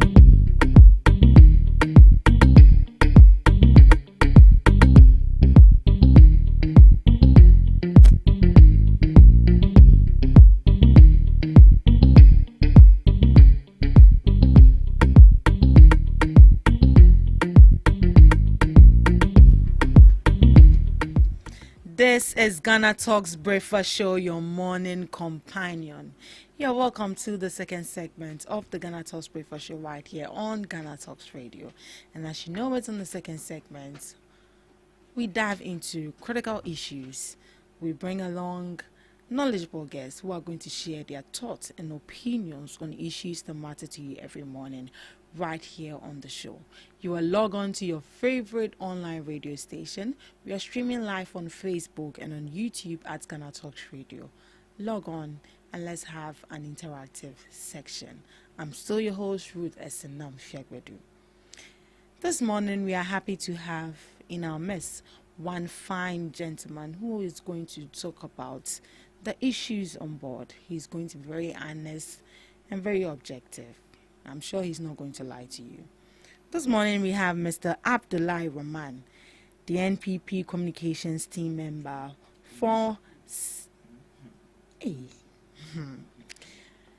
We have Abdullahi Rahman, NDC communications team member for Saboba constituency. Please forgive me. We were actually bashing the NPP, so... come on.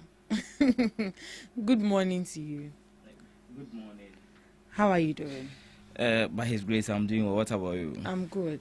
You're looking good in your suit. Thank you. Are we going somewhere? You know, because, good government is in and there is, proper representation of the people, by the people and for the people. So you're buying a lot of suits. Oh, now things are very affordable. Oh, very, very affordable. So if you go to see. the market, you get an affordable suit and everything to buy. You are looking, you are glittering this monitor as well. Thank you so much. And I'm sure that is the effect of, the Mahama government and administration. I see that. Anyways, Happy New Year to you. Many happy returns. Right. What are we looking forward for this year? As is stated clearly by our government, this year promised to be an exciting year. This year promised to be a year where growth employment and all microeconomic indicators is going to, really benefit the ordinary Ghanaian for us to feel the impact of real government. So, this year, Ghanaians should, should I say, prepare themselves for good governance and also proper accountability when it comes to leadership. And if you remember, His Excellency John Dramani Mahama apologized to Ghanaians that Ghana is going to be a construction site, or Ghana is going to be, turned into a construction avenue. And it's stated clearly, and it's happening. And that is one thing Ghanaians have to, forgive the government for. We are constructing roads, we are, improving upon infrastructure, and it's something that we, plead on Ghanaians to, pardon us. Yeah. It is for their welfare and their benefit. That is why this is happening. So this year promises to be very exciting, and we will not allow any jandam, any sankwas to, disrupt the development of this country. I see. That's very impressive.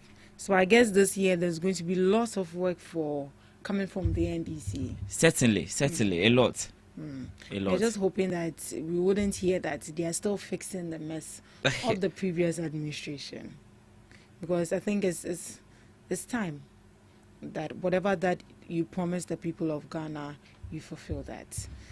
And your party has been in power for 1 year. Now 1 year, yeah. Yes. 1 year. How has the journey been so far?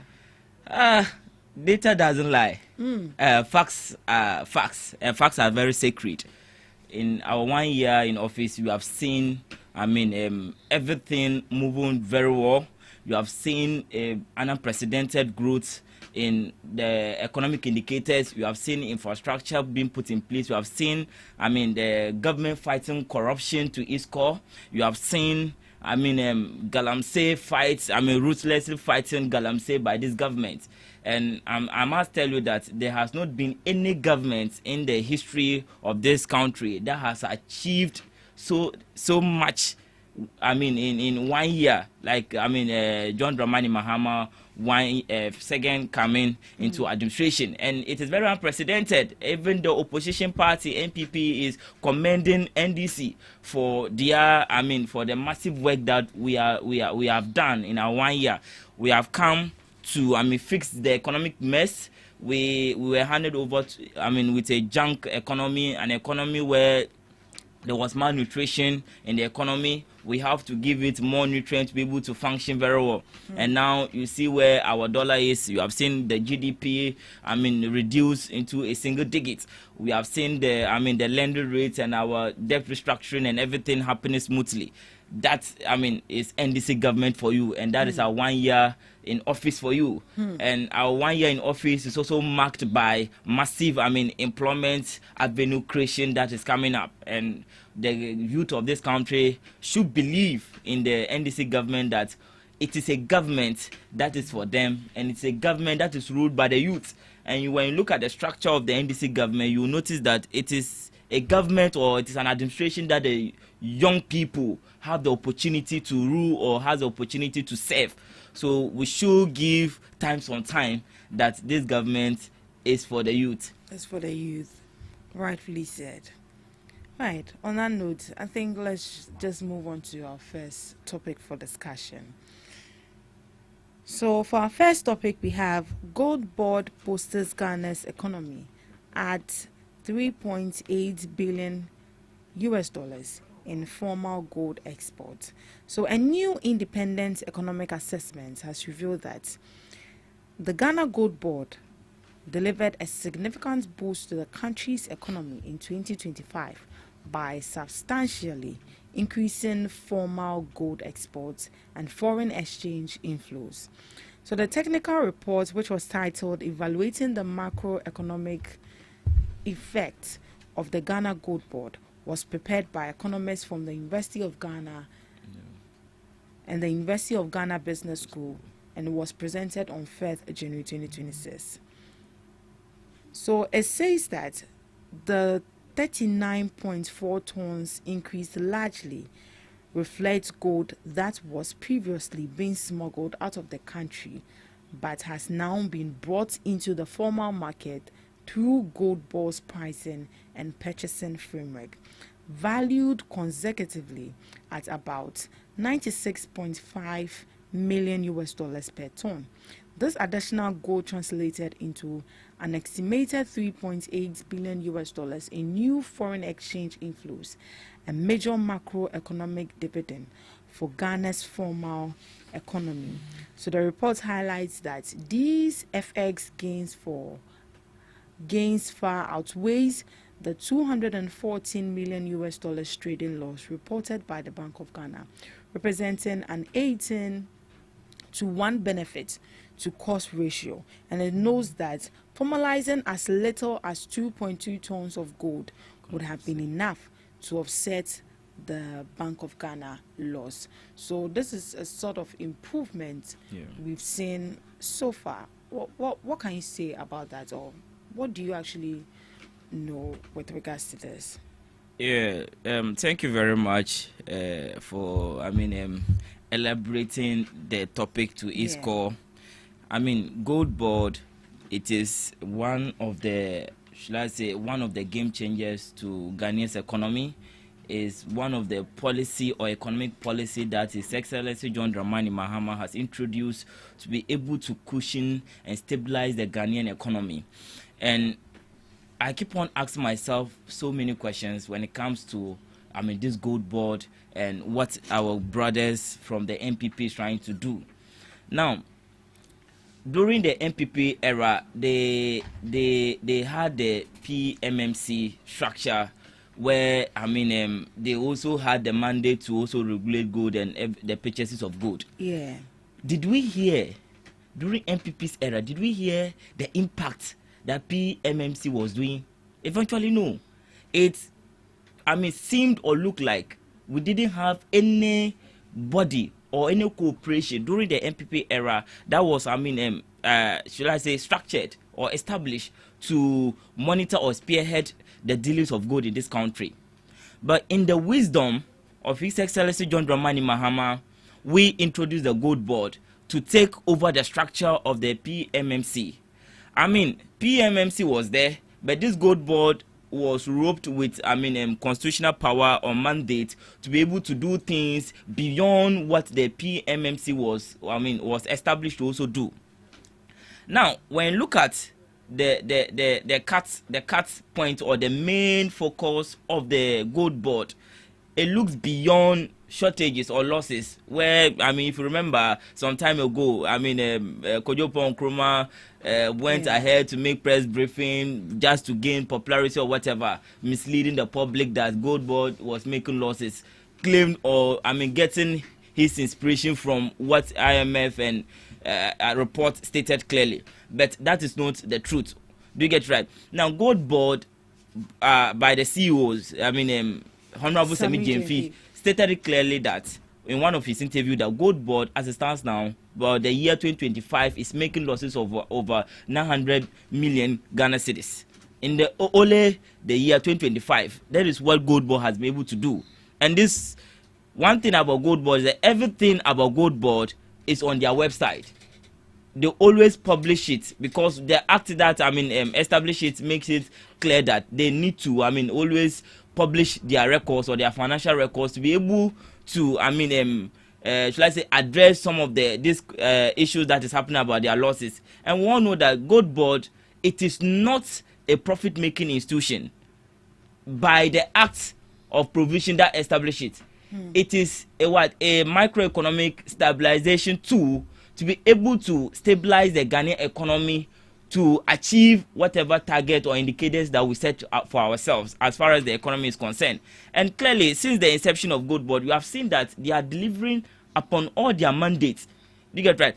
And when you look at what was happening before, you see, we're having illicit transaction of goods here and there, smuggling of gold out of the country. That was benefiting the smugglers or the country that the gold was going. But in returns, the FX that we get in returns was not coming to the Ghanaian economy. So you realize that Ghana lost a lot of gold. And if you look at the ASM report or export in 2024, you realize that we exported a gold, tuned to 63.6 metric tons of gold in 2024. Then when it comes to the ASM, that is the artisanal small scale mining, in 2025, the export increased to 103.6 metric tons of gold. Now, I want us to do some little arithmetic here. Right. The differences you are going to get from the 63.6 metric tons and the 103 metric tons is going to be 39.4 tons of gold. Now, this 39.4 metric tons of gold, where did the gold go? Is that this 39 gold were smuggled out of the country? Out of the country. And we know that an average value per gold is 36.5 tons of gold. Now, when you multiply the difference that we had, that's the 39.4 tons of gold by the average value of the gold, you realize that the Ghana we lost closer to 3.8 billion US dollars to gold smuggling. So now Gold Board has consolidated all this gain, has been able to send away smugglers out of our gold dealing. Now this 3.8 billion that we are doing or we are gaining out of this gold smuggling comes back to Ghanaians economy to be able to do things to sustain our economic gains. That is what we are seeing currently. The inflation is doing very well, our lending rate is doing very well, our GDP is doing very well, and all is attributed to the good works of Gold Board. And you remember the finance minister had the opportunity to praise the CEO of Gold Board that the work he has able to take 8 months. You know, they are 8 months now. It was inaugurated in somewhere April. It will take somebody 5 good years, closer to 10 years, to be able to achieve what Semi Jemfi has able to do with Gold Board. Do you get it right? So we shouldn't be so much fixated because we are hearing that they are making loss. And even in the worst scenario, if they are making loss, and you read something here that 2.2 tons of gold will be able to offset that kind of loss that IMF claimed that Gold Board has made. Do you get it right? That shows consistency, and that shows efficiency when it comes to leadership, and that is what Gold Board has demonstrated over months ago or a couple of months ago. So let's give let's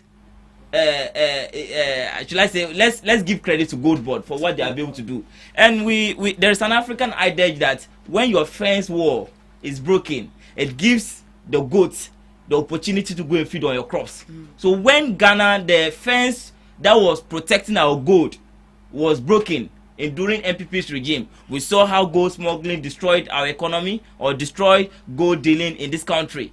But Gold Board came, and we have seen a downturn of the economy, and things is moving smoothly. So would you say that the assessments coming from IMF that Gold Board made such a huge loss is a fallacy?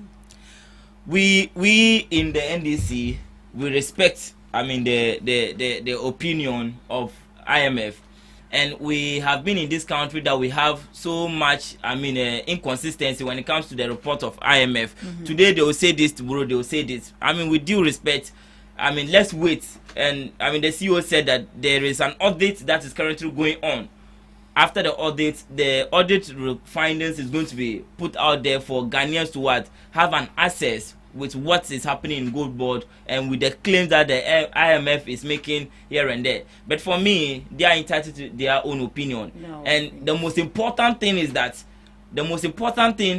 Gold Board is working to make sure that we have better economy, and the economy that we are enjoying now can also be attributed to the work of Gold Board. But in your opinion, do you think that Gold Board made a loss? My opinion, Gold Board, as I said earlier, Gold Board is not a profit-making corporation.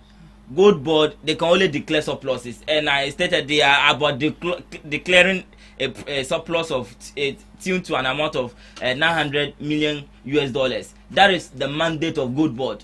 Gold Board has not made any loss, and Gold Board is not a profit-making or a loss-making corporation. Thank you. Thank you so much for joining us, Ms. Debbie. For your sake, I think I'll just go through some key points for the topic. So, an independent report by economists from the University of Ghana shows that Gold board or gold officially recorded from small-scale miners increased sharply. Ghana earned about 3.8 billion US dollars more in foreign exchange from gold exports. This money came from gold that was previously leaving the country illegally. Now, this is what Gold Board actually came into the picture to do. So they bought the gold at competitive prices, making smuggling less attractive. Because you can imagine, if I'm giving you a very good price, why then would you struggle yourself to smuggle the gold out? They created a clear official channel for small-scale miners to sell their gold. Small-scale miners, not illegal miners, please. And they help Ghana earn dollars without borrowing. So this is what they did. This is what they came into the picture to do. What can you say? Yeah, so I would say since the inception of Gold Ball, we've seen, from where I see it, we've seen positive outcome. Okay, although we've heard fabrications of stories where people say that Gold Board has run into laws, Gold Board has did that, Gold Board had done that. And also I saw an interview where the chief executive officer of Gold Board, Samin Jemfi, was clarifying things, and then he made the whole country realize that they've made a gain of I think he mentioned of 900 million. Yes, a million. Gold Board made a gain of 900 million. And that debt they were talking about was a debt that was left behind by the previous administration. When they brought on board, I think gold for oil reserve. When they brought gold for oil reserve, that was when they ran into loss. So that loss they are talking about was not a loss made by Gold Board, but it was a loss made when they came on board and then they brought on the gold for oil reserve. So Gold Board, as we are talking about, it's good. Okay, we cannot be a country where we are blessed with gold as a natural resource and then we don't gain from it. And so what did Gold Board do? They said, right, we have the gold. So why don't we bring up a board? Government said, why don't we bring up a board that will ensure that our golds are being sold to the right people? And selling them to the right people means that the revenue is coming back to the country. And if the revenue is coming back to the country, it's going to help everybody. And that is why we've seen a decline in the smuggling of gold. I don't know, it's been a while I've seen a news where they've said they've caught people smuggling gold out of the country. Even if they are doing it, it's less, and we are not hearing of it. We wouldn't say that it has totally stopped smuggling of gold. We wouldn't say that, but at least there have been a decline in smuggling of gold, and you can see it. Whatever is going on is being put out there for us to see. And then there have been exports. Our export, and we exporting gold, our own gold out has surged. It has increased. We exporting our gold to other people through the right channel has increased. Unlike those times where we exporting our gold has become so less. We have the gold, but exporting it has now become a problem. We don't do that. And so we end up giving that to people who in return give us something very penny, something that belongs to us. They give us a penny out of it, and then we don't get to feel the impact of we owning the gold as a country. So I feel like so far so good. Gold Board has done massively well for me, and we are still expecting the best from them. Definitely there will be naysayers, but I think the most important thing is we should focus on the positive aspect. Recently I saw a video done by it's either from Tanzania or Uganda, and then she made a statement. She said what the Gold Board Ghana brought on board is going to help us, and in a way, yes, it will help us stabilize. It has even help us stabilize the cedi against the dollar.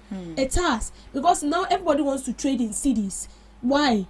Because we've put things in place and the right channels are functioning properly. And she said, see, those in the Western world will talk against you because they know that if Gold Board should stand and we should be financially stable as a country, we are not going to be a slave to them. You get it? Because we'll always be there begging for arms, and it doesn't make sense. Okay, you have everything.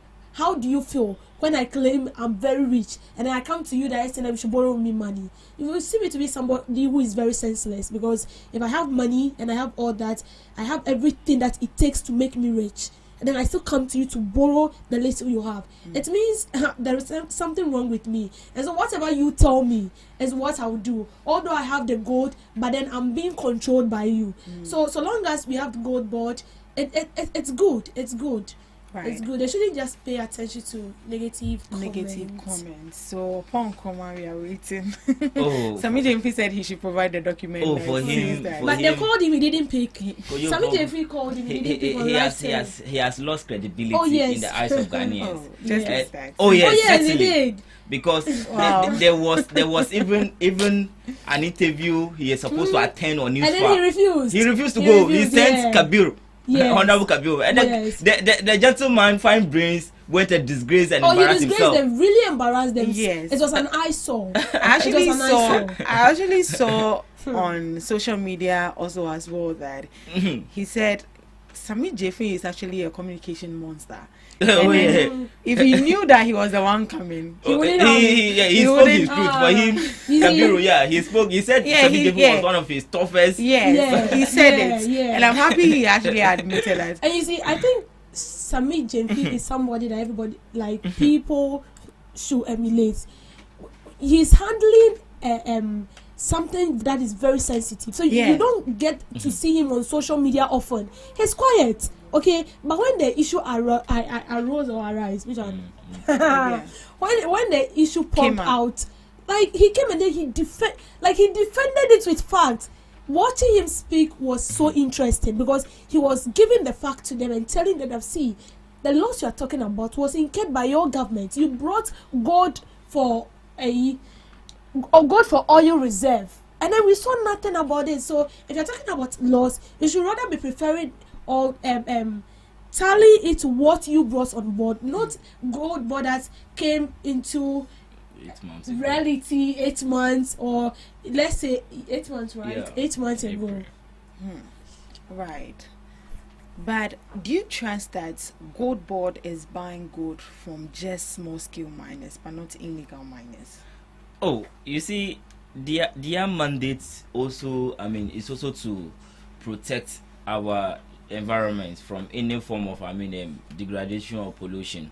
So you realize that initially PMMC wasn't having some structures that the current gold board is having, like the risk unit, like the task force to apprehend and also make sure that the miners comply to the environmental rules.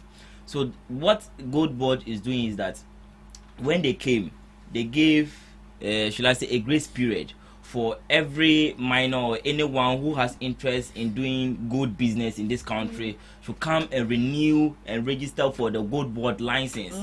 So it didn't just happen in a blue that when they came they kept people aside and they are doing their own thing. That is the narrative that is peddled outside there, that gold board is the only sole agency that is doing good business in Ghana, which is lies. They opened the window for people to actually register to become gold dealers in the country, and from there anyone who is interested can still go and register for his or her license to do gold business in Ghana. And they place so much premium on the small scale miner because Ghana we get a lot of gold from the small scale miners in this country. And the most interesting thing is that a lot of gold smuggling happen under the auspices of the small scale mining.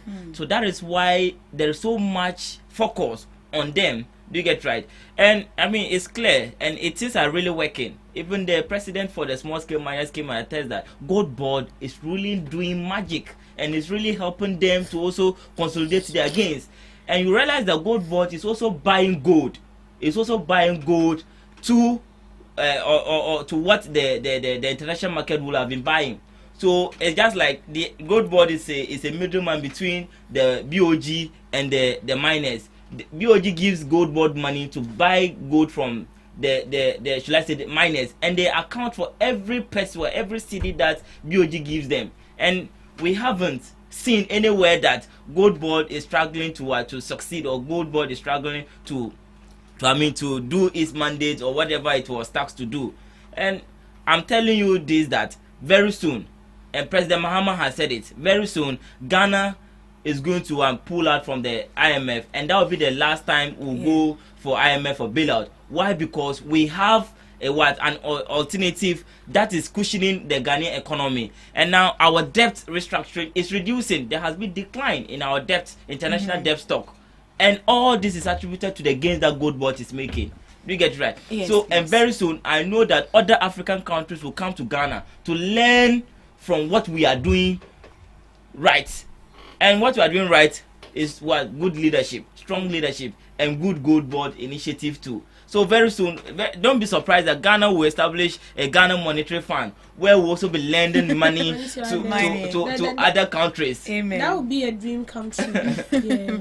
Right. So there's been a gain, and that gain is 3.8 billion Ghana cedis for the Gold Board, as it is said. How will the ordinary Ghanaian also benefit from this gain? How will an ordinary Ghanaian benefit from the gains that gain? Because I believe this gain is a gain for everybody. Certainly. And it will be pushed into definitely benefit into the economy. So how does someone like me? The benefit that you and I we stand to get is in the market. It's in the market. Yes, please. And in the market now, because of the good nature of the economic indicators, prices of commodities, prices of goods has gone down. Do you get right? Things that used initially were sold at higher prices has gone down, and there has now been stability in prices. Not in 8 years ago when you go to the market today the price is 5 cedis, the next day when you go it's 10 cedis, and the gains is what we are seeing. Inflation has gone down. Now, when you compare the prices of diesel and petrol now, you realize that diesel is trading at 11 cedis. And petrol is trading at 10 cedis. That is the gains that ordinary Ghanaians seeks to do. And now when there is a massive decline in the fuel, you realize that transportation will also reduce. And it is the Ghanaians that is benefiting from all this, not any other person or not any other individual that is stands to benefit. So in the long run, you realize that the gains that we are all championing or we are all praising goes in the downstream to benefit the Ghanaian economy and the Ghanaians that stands to benefit from it. Right. Ms. Debbie, do you think that relying on Gold Board as a long-term something is going to help Ghana? Yes. Right. It's going to help us if we sustain it, if we protect it with our all might, and then stop ridiculing am I right to that word? Yeah. And stop to ridicule Gold Board as a sole entity on its own. Okay, so if Gold Board is able to generate us about 900 and something million only in 2025, it should tell you that if we should sustain it, it's going to give us more than that. And that is going to help us as a country. Because if you are getting such revenue from Gold Board, it means we are not going to be slaves to other countries. We are not going back to IMF. That money will be used in developmental projects. You are asking whether we are going to benefit. We will definitely benefit. He mentioned of the city being stabilized and reflecting in the markets when we go to buy stuffs. That is one. And when we gain the revenue, that revenue should be channeled into other projects like the hospitals, the road infrastructure. It will not only show in the city to the dollar aspect, but you are going to feel it as a citizen, because the revenue will be used in providing basic amenities for you to use. The road will be constructed, the hospital will be well built and well resourced, our schools will be built, and that is going to help us as citizens of Ghana. That is why I'm saying that Gold Board, I see it as a treasure. Okay, it's not just a board that was developed just because President Mahama and his government feels like, well, we just need to bring up something, but then they realize that we have a treasure that we need to take good care of it, and it's going to help us as a nation. 900 and something million gained by Gold Board is not a joke. You know, Sami Jefi and his people can just decide to squander 50% of that money and then give something else, but they brought it out that this is what we have gained.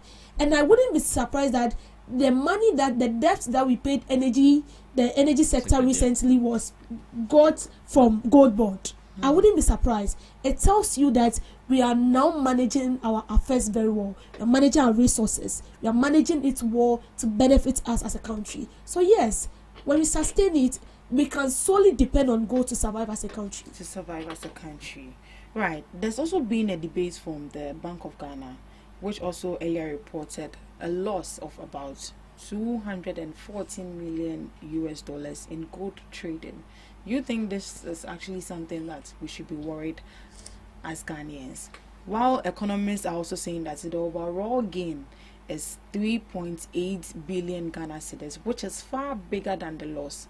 So it's not something that we should be worried, but there's still a loss. Oh, if that I mean says back to my earlier point that yes, we have heard claims that BOG has made a loss tuned to 214 something million US dollars, but the honest truth is that we cannot. You have to lose something before you get something, or you earn something, and we losing this sum of money, even though it's yet to be audited, and also the facts are put out there for our consumption. It is very evident and clear that gold board is not a loss making entity. Now the BOG report stated it clearly that they are undertaking a forensic audit. Do you get it right? So we shouldn't be making conclusions when the findings are yet to be made public for public consumption. Do you get it right? And we said it here that 2.2 metric tons of gold will be able to offset the debt that BOG has been able to accrue. So we should rather consolidate our gains as far as gold is concerned, so that we can push for more reserves, of more gold reserves, to be able to cushion this economy, because the economy is heading towards a right direction, and we shouldn't allow people to draw us back. Do you get it right? So we are focused, and the loss, as you said, we can offset this loss within a twinkle of an eye. And I'm telling you that gold board has not made any loss, so let's not push the argument towards that or tailor the argument towards that direction. Anybody who says gold board has made loss is a liar. Is a liar. Thank you. Joining us in the studio is Mr. Enoch Ake, NPP Communications team member.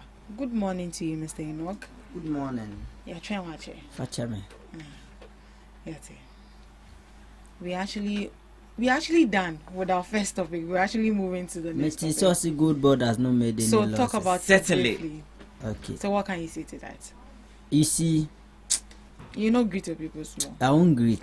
I won't greet because I will not allow my brother to peddle falsehood over here. IMF has come to do its review, which is the fifth one, and has brought out a report. A report signed by the governor of Bank of Ghana, Governor Isiama, and the finance minister, Kessel Atoforsen, the Honorable. And in that document, page 51 is where they signed. And we all know that any document signed, if someone appends the signature, it means that the person has agreed to whatever is in that document. And in that document says that through Gold for Reserves program that was introduced, the brainchild of Dr. Mahmoud Baumia, through gold board activities, has incurred about 114 million loss in gold dealings. I didn't sign that document. The Honorable Minister, Kessel Atoforsen, signed with the governor. Then you see that the same governor comes out to tell you that to say that there is a loss, it is speculative. Then we see the CEO of Gold Board coming to justify that he hasn't made any losses. Did I sign the document? It seems that the NDC and everybody around them wants to take, sorry to say, Ghanaians for a fool. You have done your dealings. You've done everything in first year from January to September or so. Then the report comes out that you've made losses. Your justification is that the document where your finance minister signed says you've not made any losses. Just yesterday, we've seen Bank of Ghana or so, the governor, telling the finance minister to come and cushion something to replace some loss something. If you've not made any losses, you are saying something. Please, when you are speaking, you were not here when I was speaking. Yes, let me make my point. I wouldn't also allow us down here to let him pedal for us because the gold for time will be given to you. The G for R. You let him speak. The G for R. He's talking about. Mr. Abdullahi, let him finish, please. Thank you. Can I speak now? Okay. So what we are saying is that through your dealings at Gold Board, we saw the CEO on Newsfile justifying a lot, saying that those who think that they met the criteria and what have you, you are dealing with gold, and as of now, there is only one aggregator who is standing in to buy this gold from these small scale miners, which is Bower Rock. Before you came in, please let me make my point. Before you came in, PMMC had a lot of aggregators, and all these people applied again through your Gold Board to become aggregators, to be able to also go and buy this gold for you and bring it. You said all of them do not meet the criteria, and it is only one company, which is Bower Rock. And this loss we are talking about, we cannot take away Bower Rock from it, because they stand in to buy this gold from these small scale miners, and all those who in fact do gold, be it Galamsey gold, legal gold, or what have you. So all what Parliament or all what the minority is calling for is that this issue, if you are saying you've not made any losses, IMF report, of which before IMF comes out with a report, the review they do, I'm not sure it is only one person who sat to do that review. The Ministry of Finance is involved, Bank of Ghana is involved, a lot of subcommittees are involved, of which they go to them to do this report, and they come out to do this review, and they come out with this report. You are saying you've not made any losses. Fair enough. All what the minority is calling for is that Parliament should set up an inquiry where Gold Board is here, Bank of Ghana is here, Bower Rock is here. Come and justify, because this issue cannot be justified in the media. We should come to the media and justify. The media where your own Gold Board is sponsoring their programs. Who should come and sit there and justify? If you believe Sami Jemfi, governor, and the rest, you believe you've not made any losses, then Parliament should set up an inquiry. Come with your documents and prove to Parliament that you've not made any losses in your gold dealings. But as at now, per IMF reports that they've presented, it clearly shows that you made losses, of which as at 31st December, that losses should have hit 300 million. So you see, when you come and sit here and you want to justify, what is your justification? Your justification is that Sami Jemfi, who is the CEO, says he's not made any losses. Which document is he backing it with? This is an IMF document signed by your finance minister and the governor, showing that you've made losses, and you want us to believe with oral, your mouth, that you've not made any losses. Of which Ghanaian will sit here to agree with what you are saying. So you see, all what the NDC government is doing is that they want to somebody I was not part of your dealings. Come and explain to us that 50 people applied to be aggregators. They wanted to deal in gold. They wanted to go and buy the gold for. And you know what pains me? This Bower Rock was giving money to go and buy this gold on behalf of Gold Board. Then you come and make losses. IMF comes to put you in the light that you made losses. You want us, and then you hear people saying they envy the guy, the Sami Jemfi guy. That is why that are we part of IMF? You think IMF has that time to come and peddle falsehood around? IMF no cushion with fans no.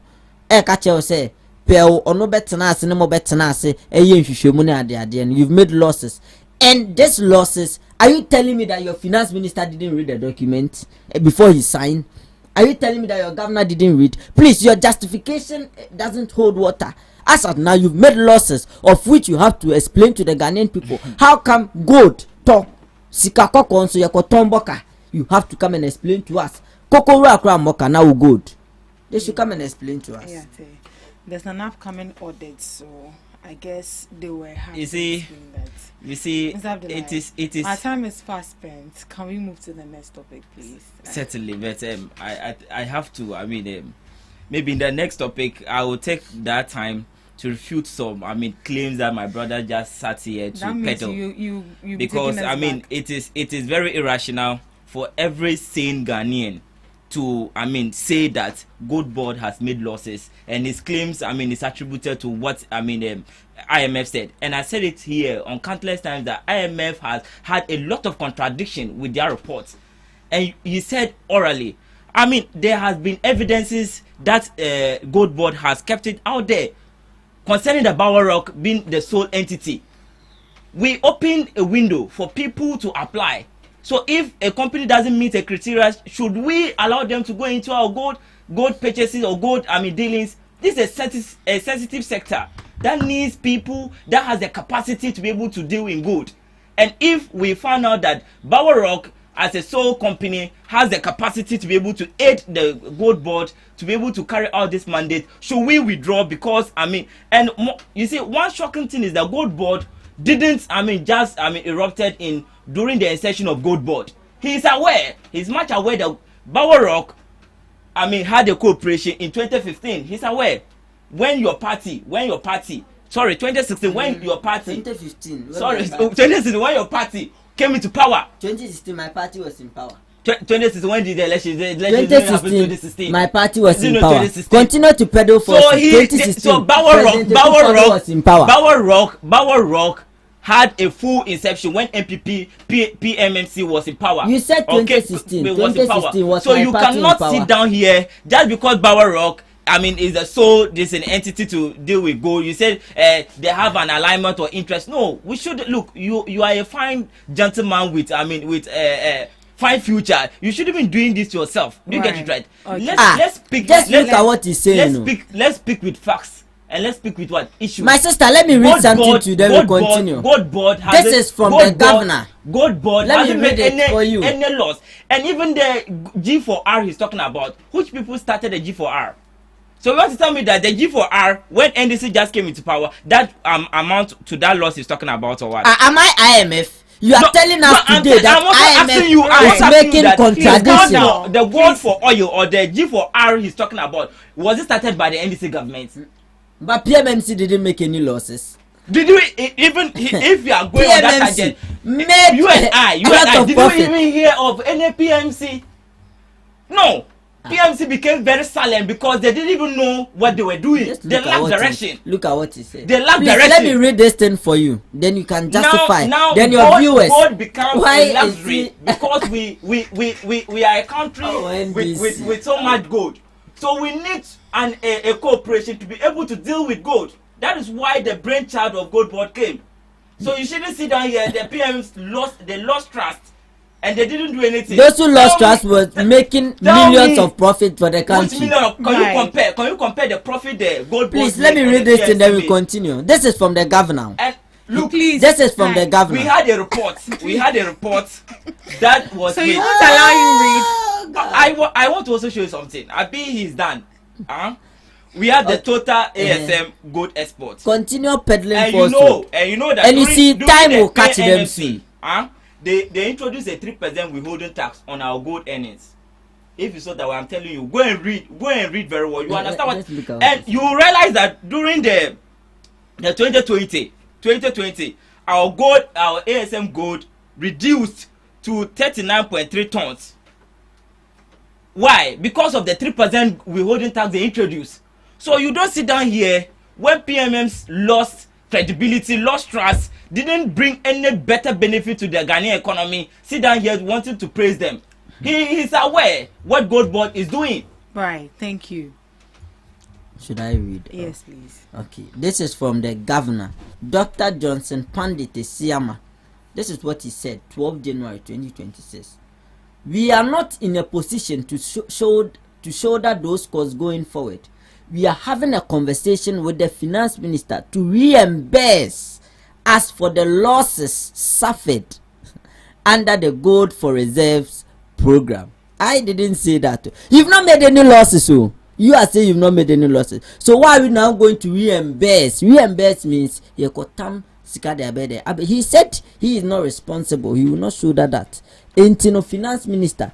You see, as I've been saying, the NDC government has learned how to deal with the Ghanaian people.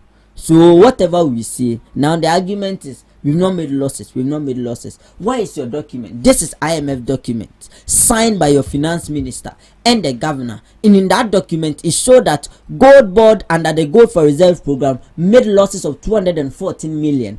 This is the document. What are you also presenting to show to the Ghanaian people? It is not by mouth. For now, as we are sitting here, Gold Board has made losses until Mr. Sami Jemfi and his people comes out with documents showing that they've not made losses. For now, what we are saying is Gold Board made losses under the Gold for Reserve program, of which there is only one sole aggregator who was buying the gold on behalf of Gold Board. Upon all the people who came out wanting to be aggregators, Mr. Sami Jemfi is telling us that with his criteria, of which we are waiting for that criteria to see. I learned to stand the Gold Board Act to see what made. Oh, please, when you are speaking, I'm quiet. Why? The Bower Rock. I just want you to know that the Bower Rock was also a company that you people started. Please, let's continue. Let's continue. Finish up. I'm done. Let's right. Let's move on to our next topic. Frimpong Boateng warns NPP against re-electing Bawumia. It will be a train wreck. So Professor Kwabena Frimpong Boateng, a former Minister for Environment, Science, Technology and Innovation, has issued a strong critique of the New Patriotic Party and its internal leadership direction. In a recent interview, Professor Frimpong Boateng warned that re-electing former Vice President Dr. Mahmoud Bawumia as the NPP's flag bearer would be a train wreck for the party.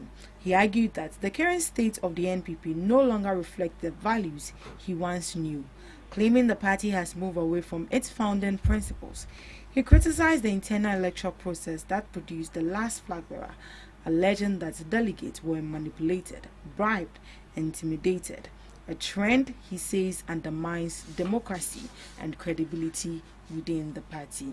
So this is a comment coming from Professor Frimpong Boateng, a former Environment and Science Innovation Minister. This is what he said. That is a bad idea, bringing back Dr. Mahmoud Bawumia to lead the NPP. Enoch, I'll hear from you more. Okay. Should we be worried? Professor Frimpong Boateng, this is the comment he made. Sometimes when it comes to such people, I want to hold my breath so that I do not go in to say something. I'll be like I say, oh, more there. But you see, I think it is time we push away some bitter people who are bitter, who feel that this party we are in shouldn't move forward, or without them the party cannot move forward. The likes of Professor Frimpong Boateng, Nyao Tamakulu and the rest are all just bitter people, if you should ask them. Are just bitter people who just feel that what they wanted and Adibia no more pen or money from the party, so they just do certain things to tarnish the party. In some few days we heard him saying the party is fake and all that. That was just yesterday.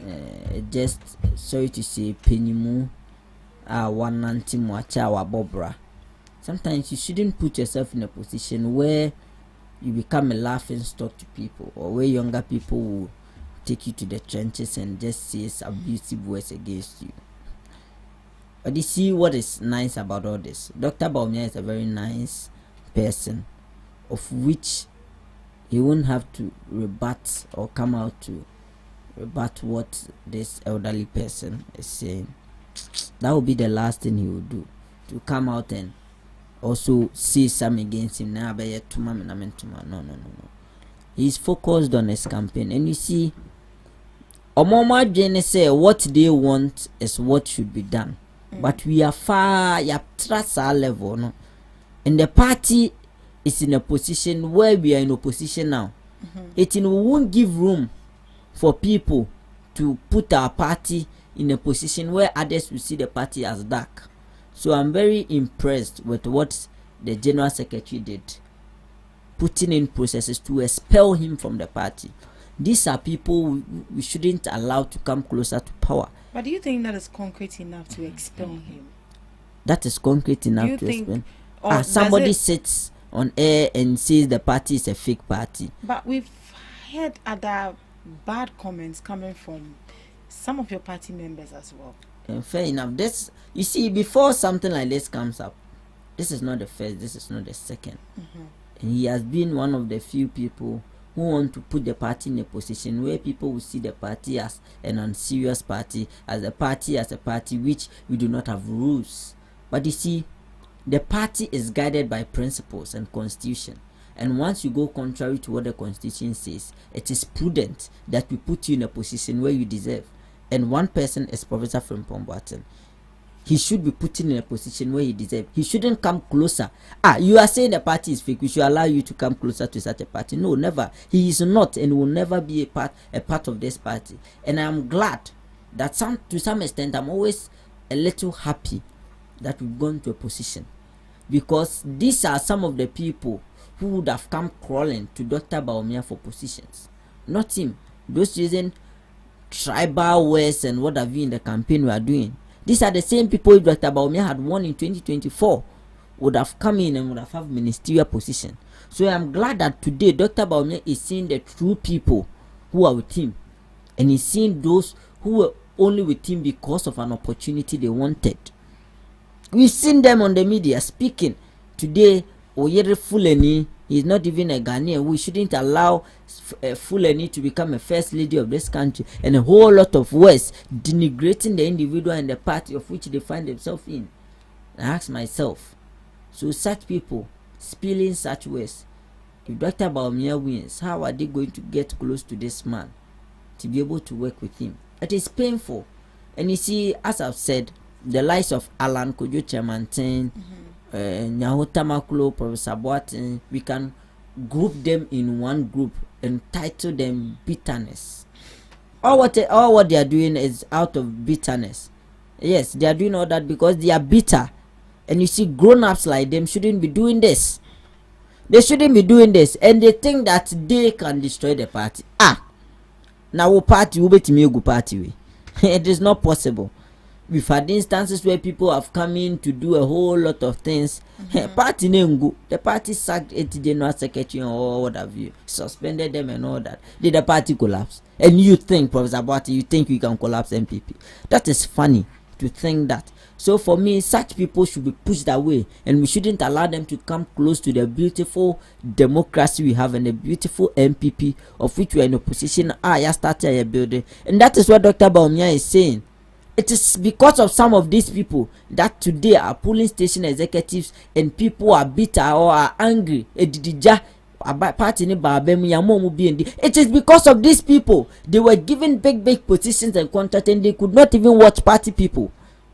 It is because of these people. We had 2.1 million of our own people not going to the polls to vote. It is because of these people who today they are claiming are bitter. That polling station executive who has been voting for MPP from 1992 till now, who ne party bar no pay school placement when you been or no son kaden, you are bitter, calling the party fake. Then such people, what should they call the party? Darkness. They should call the party darkness. But today they are with the party. Now Nyaman kitten because of some little issues. You are bitter and you want to push the party in a position where people will not like the party. It will not happen. The MPP as a party will bounce back. And you see, I'm telling you, 2028, 31st, we will present Dr. Mahmoud Bawumia. The delegate will vote for him on 31st. We will campaign for him. 2028, we will campaign for him. He will win and he will become president. And all those haters, they will sit back and cry. No matter your monster say, yeah, I made a mistake. That is what we have to tell them. Right. Thank you very much. This is house matter. Yeah, it's house matter. It's house matter for the NPP people to actually battle their way out. We in the NDC are just taking receipt and a note of everything that is transpiring in the NPP primaries or presidential primaries. Just that it's so disheartening that in 2028 we wouldn't get any strong opposition party to contest the general election with, because now it is very clear that NPP is divided into two sides. That's the fake party NPP and the good side NPP and the original side NPP. So for us in NDC, as I said, we are just glued watching everything that is transpiring in the NPP. And 2028, we shall revisit them one after the other and let Ghanaians know the true color, the true nature of NPP. And sometimes what baffles my imagination is that this is the NPP that kept themselves to be voted for in the 2024 election. See the kind of insults and ranting they are giving to each other. Kennedy Japan camp will give it to Bomia. Bomia will give it to Kennedy. Bomia's camp will give it to Kennedy Japan's camp. And now I asked myself that, so you people knew this is Bomia, DMB, and wanted to present him to be the president of Ghana. Once you know that these are his flaws. So sometimes I don't know MPP. I don't know. As I said, I don't just know what kind of political party they are. And I would say that for me, I don't see Bomia, becoming president, should I say winning the 2028 election and becoming president in 2029, because NDC, we are coming to rule Ghana, and rule Ghana to an extent that MPP will have to, beg us for power.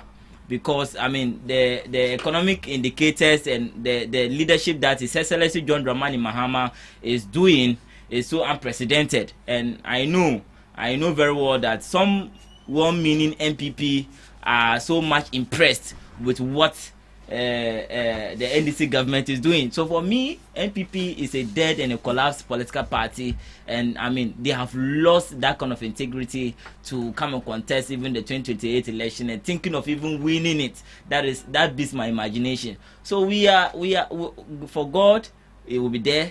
And for God will also be there to see that, that day to come. 31st is just at the corner. Whoever MPP presents, NDC, we are going to lash the person to the core that they will regret even, contesting the 2028 election.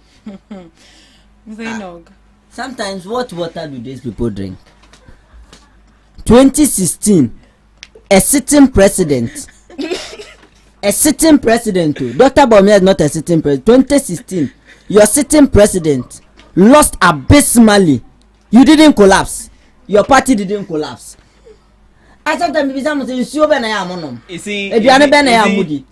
let me make my point. When I'm done there, you can't. They didn't even give you the opportunity, so you just. She called me. You just no. She called me. Really? Because for me, I didn't hear you called him. Sir, you just jump into anybody you present. You. 2016. I'm telling you, even if it is a constituency chairman the NDC brings to 2028, they will beat. Just look at the arrogance of power. It will beat Kennedy Japan or Bomia in 2028 election. Look at the arrogance of power. Just mark my words. Who thought that John Dramani Mahama will come back to be president? We came back because of the messy people. So please let me make my point. People created. What I am saying, a sitting president, John Dramani Mahama, His Excellency, Otinakonyasu, he lost woefully, abysmally.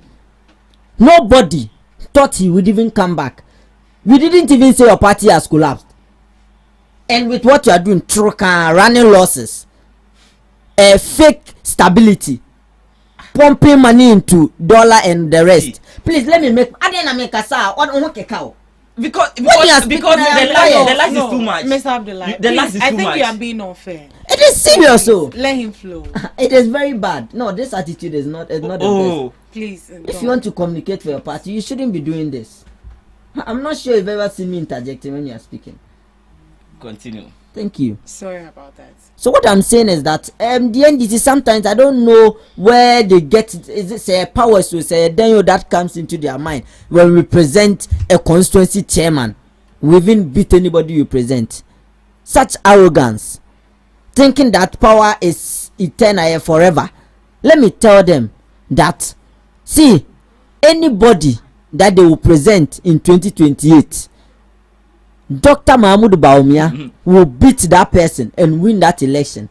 If he is not aware, he should go and do his research and find out upon the name that is popping up in the NDC to lead the party in 2028.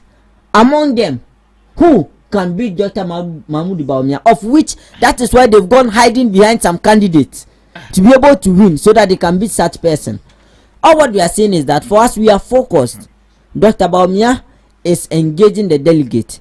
Our party in the 8 years in governance had some issues, of which, as if wanting to be flag bearer, has proposed a lot of policies of which is going to use to help the party people. So for us, we are in a process where we are rebuilding, regrouping, reorganizing our party. And I bet you and I believe that the voters that voted massively for the party 2016-2020 will come out. Let me tell you one thing, of which maybe you have forgotten, that their vote they had, of which they've been having from 1992 till now, hasn't changed what they had in 2024. And it is MPP's vote that decreased, telling you that a lot of people didn't come out to vote for the MPP. They stayed in their homes. So it is telling us that if you are able to go back and reorganize ourselves and put our party in a better position, these people will come out, the 2.1 million will come out to join those who voted. They will come out and vote again for the MPP. So they should continue thinking in their head. MPP will not win again. They should continue drinking that water. We like it so that they will even campaign. For us, we are focused. And I'm telling you that 31st, Dr. Mahmoud Baumia will win. The delegate will not let an NDC party decide the candidate for us, telling us that if they present Dr. Baumia, they will lose. We like it. They will not listen to the NDC people. We will go out and vote for Dr. Mahmoud Baumia 31st. And 2028, he will win, and it will surprise them. The same way they are joining, sorry to say, no, so no, came back 2016 already, but 2020, Samba 2024 has been able to win. Dr. Baumia will continue and will win 2028, and I promise you on that. Right. So we've seen Dr. Baumia's tenure before. Would you say that his past role as a presidential candidate and also the former vice president is actually going to influence the choice the delegates will make this time around? Let me finish with him. Oh, are you in my party? No. Are you in my party? That is house matter. You mentioned yourself as it's a house matter, but it's a democratic. Please. So you let me environment. Hear from, let me hear from we you. need a strong opposition. So let me hear from you. They are not giving us. Yes. Please let me hear from you. Thank you. When Dr. Baumia started the Greater Accra, in all the 34 constituencies, I've been there, witnessing myself, and I can tell you the delegates have already made their choice and their decision, and they won't turn back. History and data has that in this country, Ghana, whether you like it or yes, political consistency favors. 1996, when we presented Kufuor against Rawlings, lost. When we presented Kufuor again in 2000 against the then new candidate, Professor Atamils lost at his first time and Kufuor won at his second time. When Kufuor was done with his tenure and then President Akufo-Addo came in 2008, then against the then president Atamils, Akufo-Addo lost and Atamils won because Atamils has been on the ballot paper not one, not twice. That is consistency. The only change was President John Dramani Mahama, and he won because he was a sitting president who has taken the power from the late Atamils because he died. when we presented Mahama again against President Akufo-Addo, who has been on the ballot before, President Akufo-Addo beat him 16 and 20. Mahama came again 24 against a new candidate, Dr. Mahmoud Bawumia. He won him because he had been on the ballot before. So which data and science are they using again? And I'm telling you that political consistency favors any candidate who has been on a ballot paper before.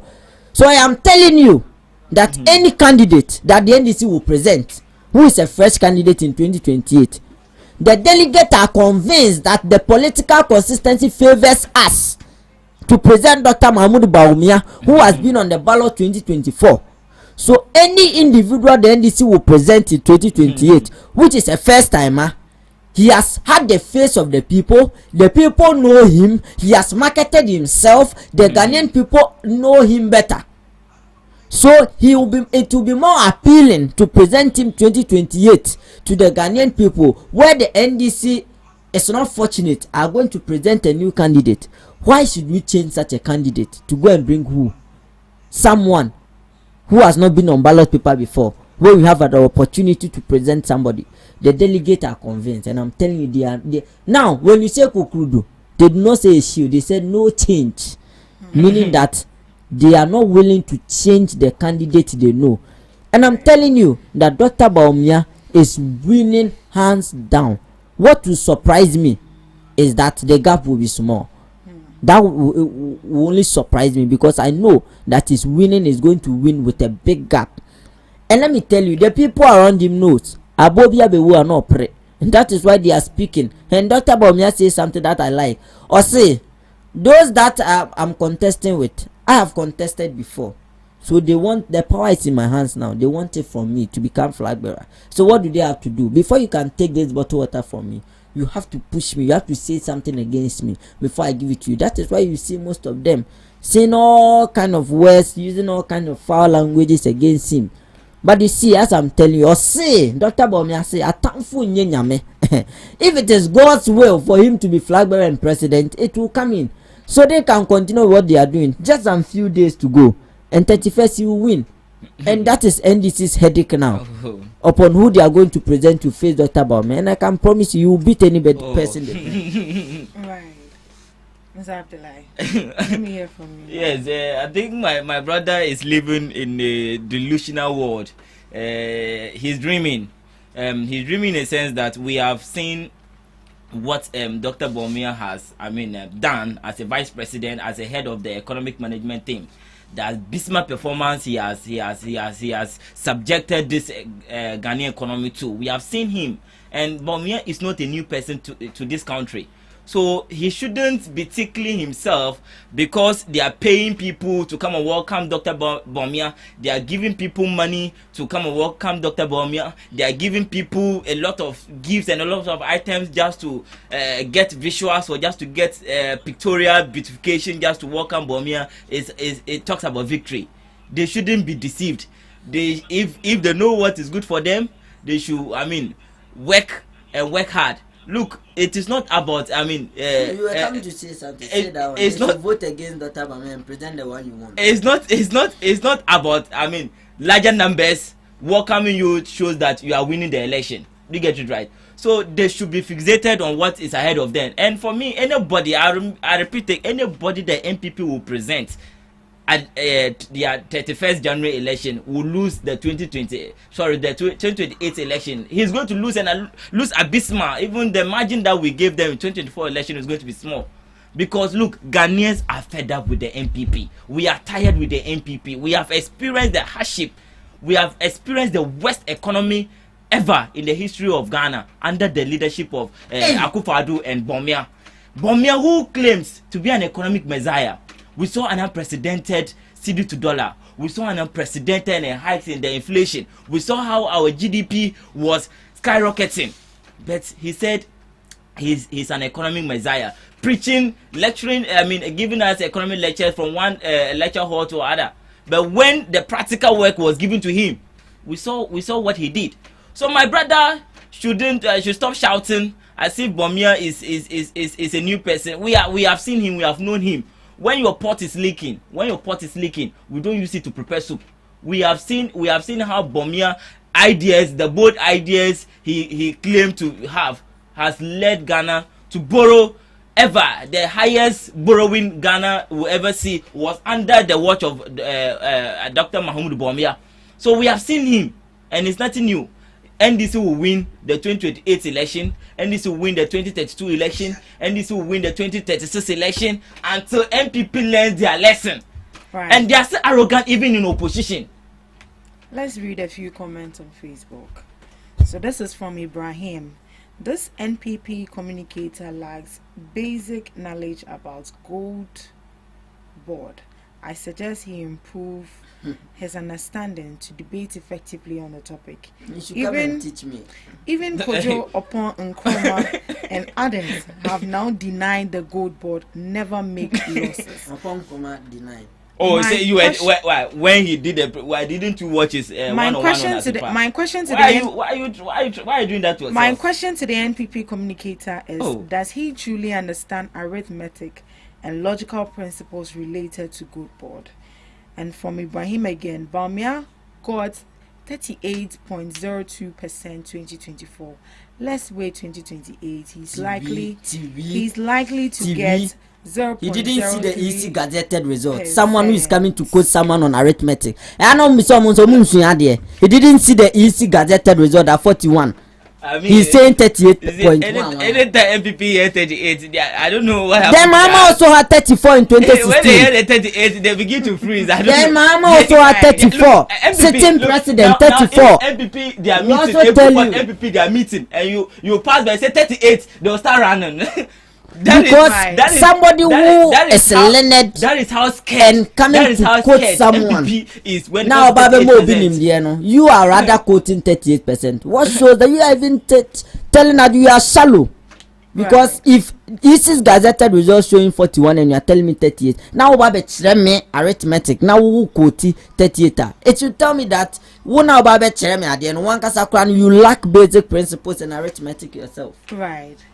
Time is far gone and we wish we could have done the last topic, but unfortunately we wouldn't be able to touch on that. Or you still want us to go ahead with the last no, that one there's someone okay, so briefly, what can you say to that? In fact, assault on journalists. Enoch. Oh, Abba Papa, I have nothing to say. You have nothing to say. Abba Papa, indeed. Abba Papa, Abba Papa has come, and journalists are going about freely doing their work.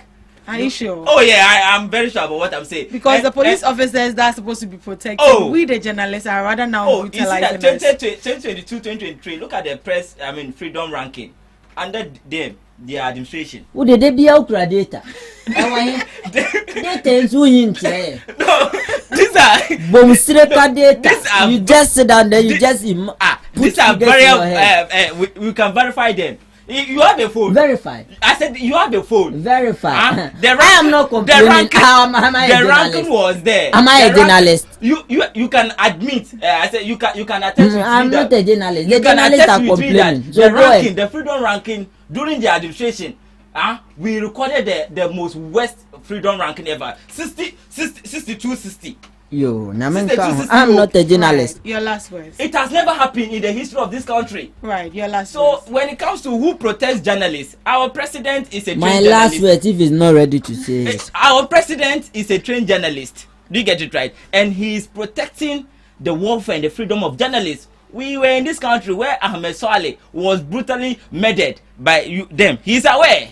We have the Joy News reporter Halidu Walid was assaulted, but he's aware.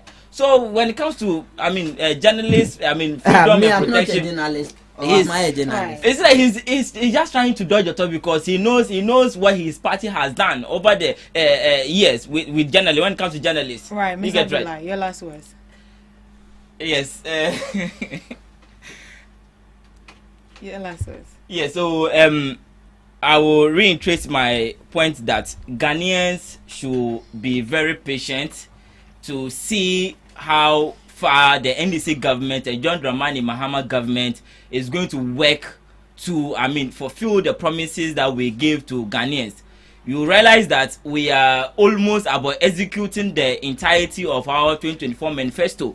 The manifesto that resonated deep to the core of Ghanaians, we are about entirely, executing our manifesto. And the manifesto is a manifesto for the people. And when it comes to jobs, this year, the NDC government promised jobs, and we are coming to deliver jobs for the people. Well, MPP should look for now. Let's pretend and forget that there was a political party called MPP, because even as it stands now, MPP is at the verge of diminution, because of now we have fake MPP, we have true or good MPP, original MPP. When even the fundamentals are weak, how sure are you that you're able to lead Ghanaian population? Even small party MPP, they have a lot of friction here and there, and you want us to give them the mandate to lead Ghanaians? I think that shouldn't happen. Right. Thank you. Zainog, your last words. Yes, my last words. So, I think 31st will be going to the polls. Delegates will be deciding on who to lead the party to victory 2028. For me, I'll just continue to appeal to our delegates. If anyone is still not convinced that the best person to lead us is Dr. Baumia, then I'll say you are lost, because for now, all signals and everything shows that Dr. Baumia is winning, and we cannot afford to present a new candidate when we have somebody we've already marketed, we've shown to the Ghanaian people. So to our delegates, come 31st, and let's make a decision to choose Dr. Mahmoud Baumia, who will be our best front to lead us to victory 2028. And I think I'll greet the Ghanaian people and everyone listening to us and Ghana Talks Radio for the opportunity. Then greet Dr. Mahmoud Baumia and the incoming First Lady Hajia Samira Baumia and everybody in the MPP fraternity. Thank you very much. You didn't greet us. You didn't greet us.